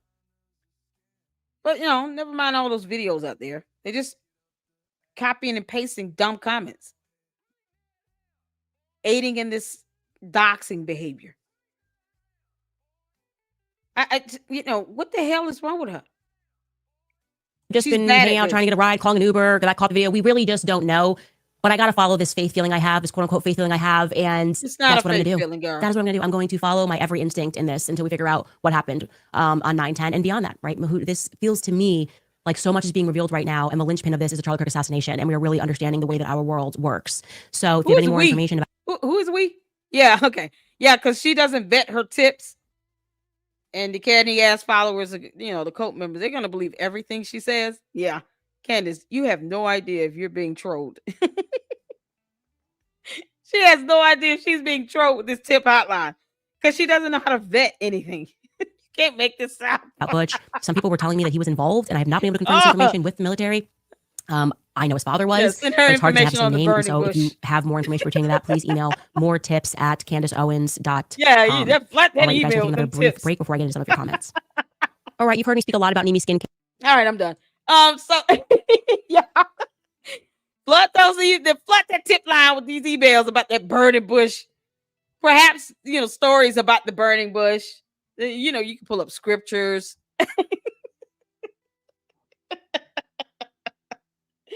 Yeah. I sent photos of her laying in that apartment, living with black mold, saying, here's the bush. We found it. It was on your face. Are you kidding me? That's for all those people you showed in the video, having your candy ass cult followers looking for them all over the internet. It makes no sense. This has to be the worst, advertisement for doxing I've ever seen. So brazenly in my entire life. There's no reason to dox these people. You're pointing out college kids. Timmy said follow the money. I guess she is. I don't know. Who knows? It will lead you to her tip hotline. Send her those, regale her of the tales of the burning bush. Because obviously she knows nothing about it. You can't make this up. All these college kids being put out there. Thank you, Michelle. Oh, God, I swear there's going to be more college kids being harassed there. Yeah, and their parents are going to sue because they're not sending their kids to college, Candace, for you and the candy-ass cult followers to sit here and cyber harass and cyber bully these kids. They deserve to live in peace, to be able to go to school, and to be free of being harassed online. Because you find everything weird and suspicious, like anyone gives two craps. You're not following the money. You're harassing people now. You're IDing people. You're expecting interviews from people. That man doesn't have to give you an interview Oh, he's interviewed the UVU president. That's not you, Candace. In case you didn't know that, you're not the UVU president. You're not Turning Point USA president. You're no one's president.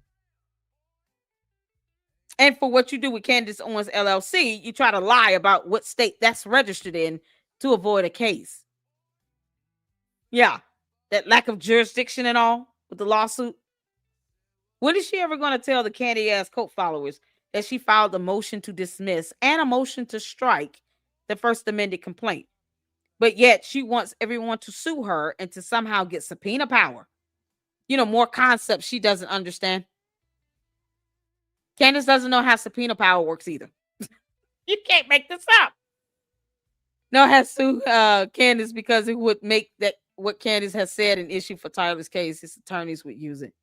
Probably, but yet no one deserves to be doxxed. No one deserves to be cyber harassed, cyber bullied. Them folks, you think them cult followers sit here, come over here and bother me? Child, please, I laugh at them. They copy and paste the same old thing that can be debunked. I laugh at them. They're just as ignorant and buffoonic as she is. It's the buffoonery of it all. They're willing to say, I'm going to tap out of reality because Candace Owens said things. And I'm not going to verify any of that. I'm not going to Google. I'm not going to read anything. I'm not going to do any of that. I'm just going to believe everything she says because of reasons.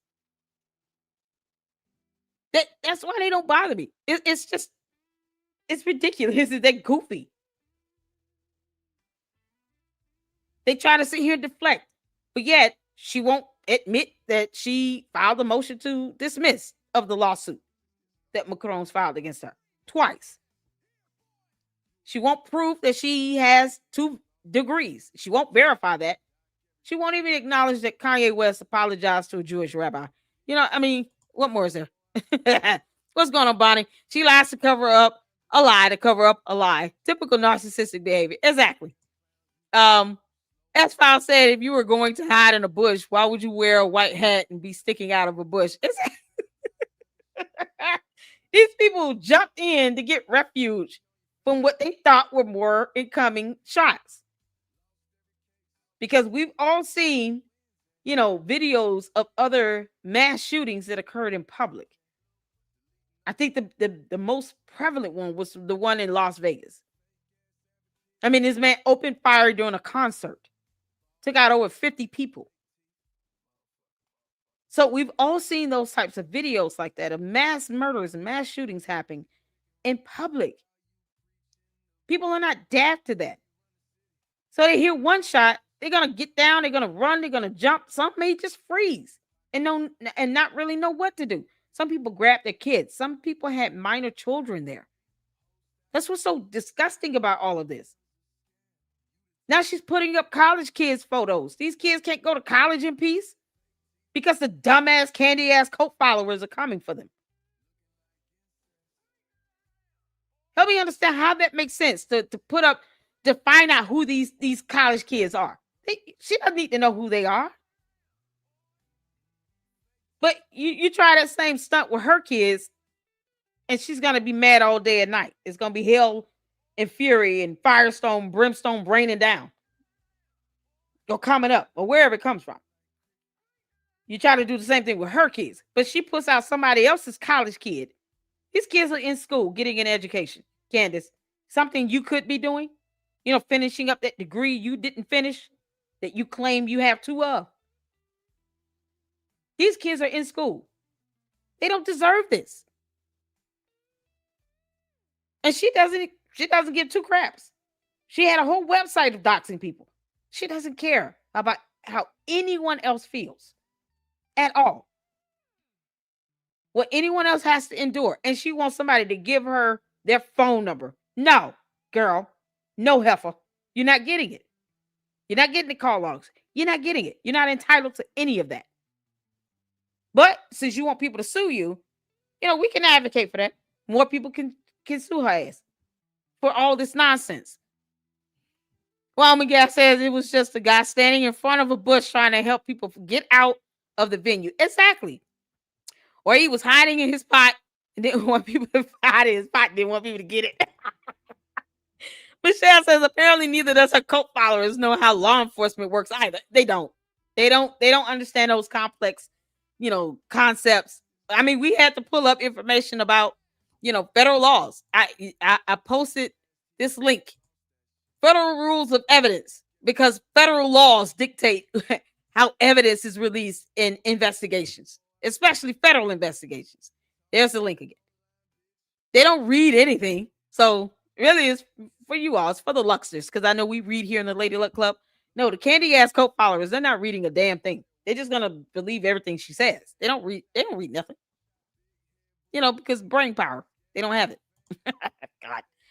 Yuck 2.0 say, yeah, it's like saying I'm top of my class and then leaving out you meant elementary school.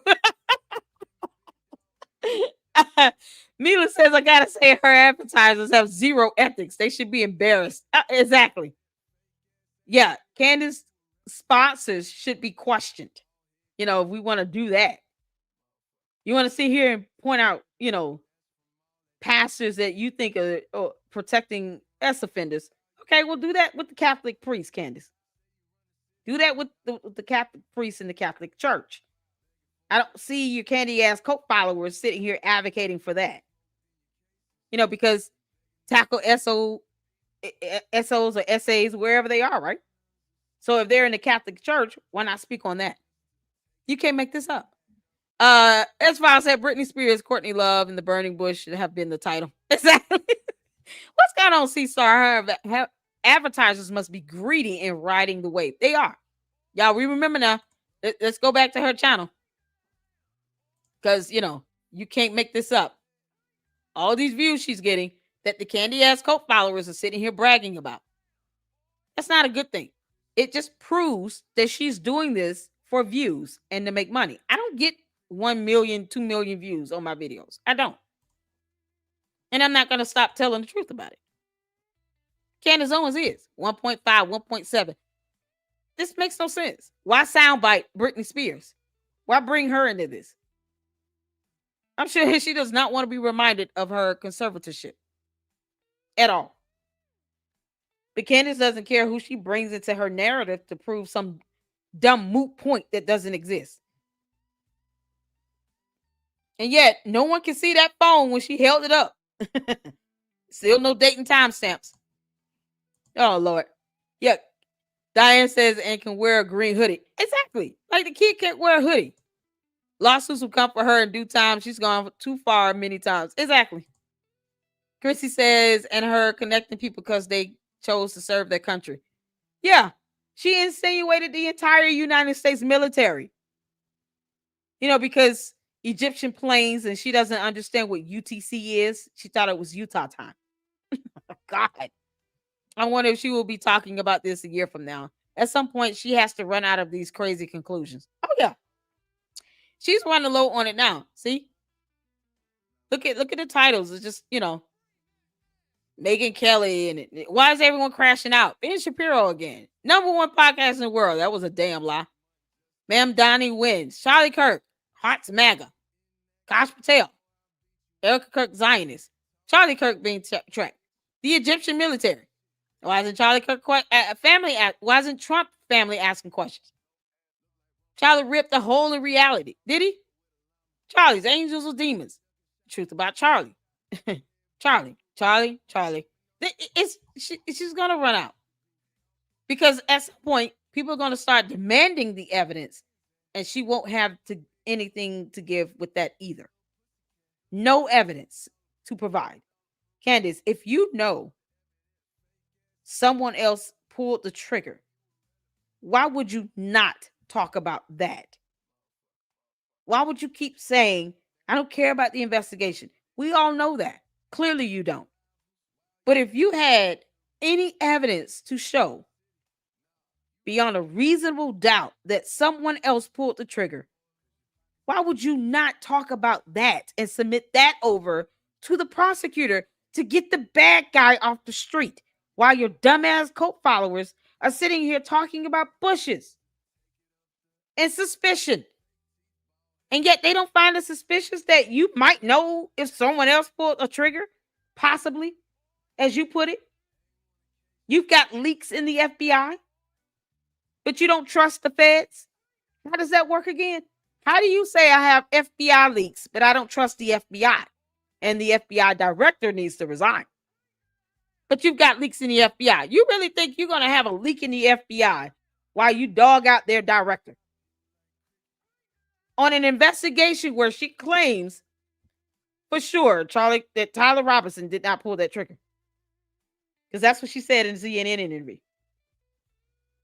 But yet and still has not produced any evidence to show that someone else did it so we can get the shooter off the streets. Fuck out of here. This girl is ridiculous. All right, y'all. I appreciate all of you all tuning in. It's so many of you. Just the great feedback you guys are leaving. I appreciate this. This is awesome. I want to give some shout outs to the supers. We've had great conversations up in here. Oh, the candy ass cult followers. They hate my guts. I don't care. I just don't care. Please know I could care less about cult followers that refuse to Google simple definitions of terms like evidence or how evidence works regarding an investigation. I literally had to pull up why Candace is not getting a call log. You can't make this up. She doesn't care about privacy of others. None of that. It's crazy. Y'all, so let's get to these supers and then I'm going to let you guys hit the bush. All right? The burning bush. Shout out to you.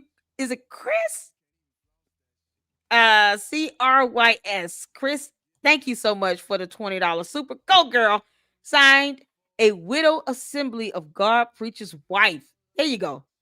God bless your heart and all your parts, honey. Thank you so much for the $20 super. That is a blessing here. I appreciate it. I appreciate every like. The Candy Coat followers have no idea how they keep that engagement up with the chat flowing. Yeah, that's why they don't bother me. They have their uses. Thank you, CJB, for the $5 super. Go to channel Clinton Jaws for a good excerpt of the Sean Ryan show. Will do. Thank you so much for the $5 super. And we met our goal, $25 goal we have for the live. Thank you so much to, I want to say Chris. I hope I'm saying that right. And CJB. And then here's a link of the U.S. courts information regarding the federal rules of evidence. Yeah, because if the candy ass cult followers decide to read something, this is something you can read. And it will give you all the information you need as to why Candace Owens is not getting any evidence related to this case. Because no one will. The only people that need to see it is the jury. And that's it. I don't expect Candace to cover the actual trial either, since she doesn't care about the investigation. Candace, that came out of your mouth. You heifer. You said you don't care about this investigation. I don't expect you to cover the actual trial. Nope. Candace should not be talking about it because she doesn't care. She only cares about doxing people and college kids. All right. Y'all, thank y'all so much. I appreciate all of you all. Y'all have a good evening. Y'all get to bed. And tomorrow we will be back. And I'm going to do a live on tomorrow, I guess, of this young man's channel, Clinton Jaws. So be on the lookout for that notification. And we're going to also talk about Umar tomorrow and finish that up because he's out here breaking laws as well. But, you know, it's just crazy. So until the next one, you guys have a great evening. Lady Luck Club out. Deuces.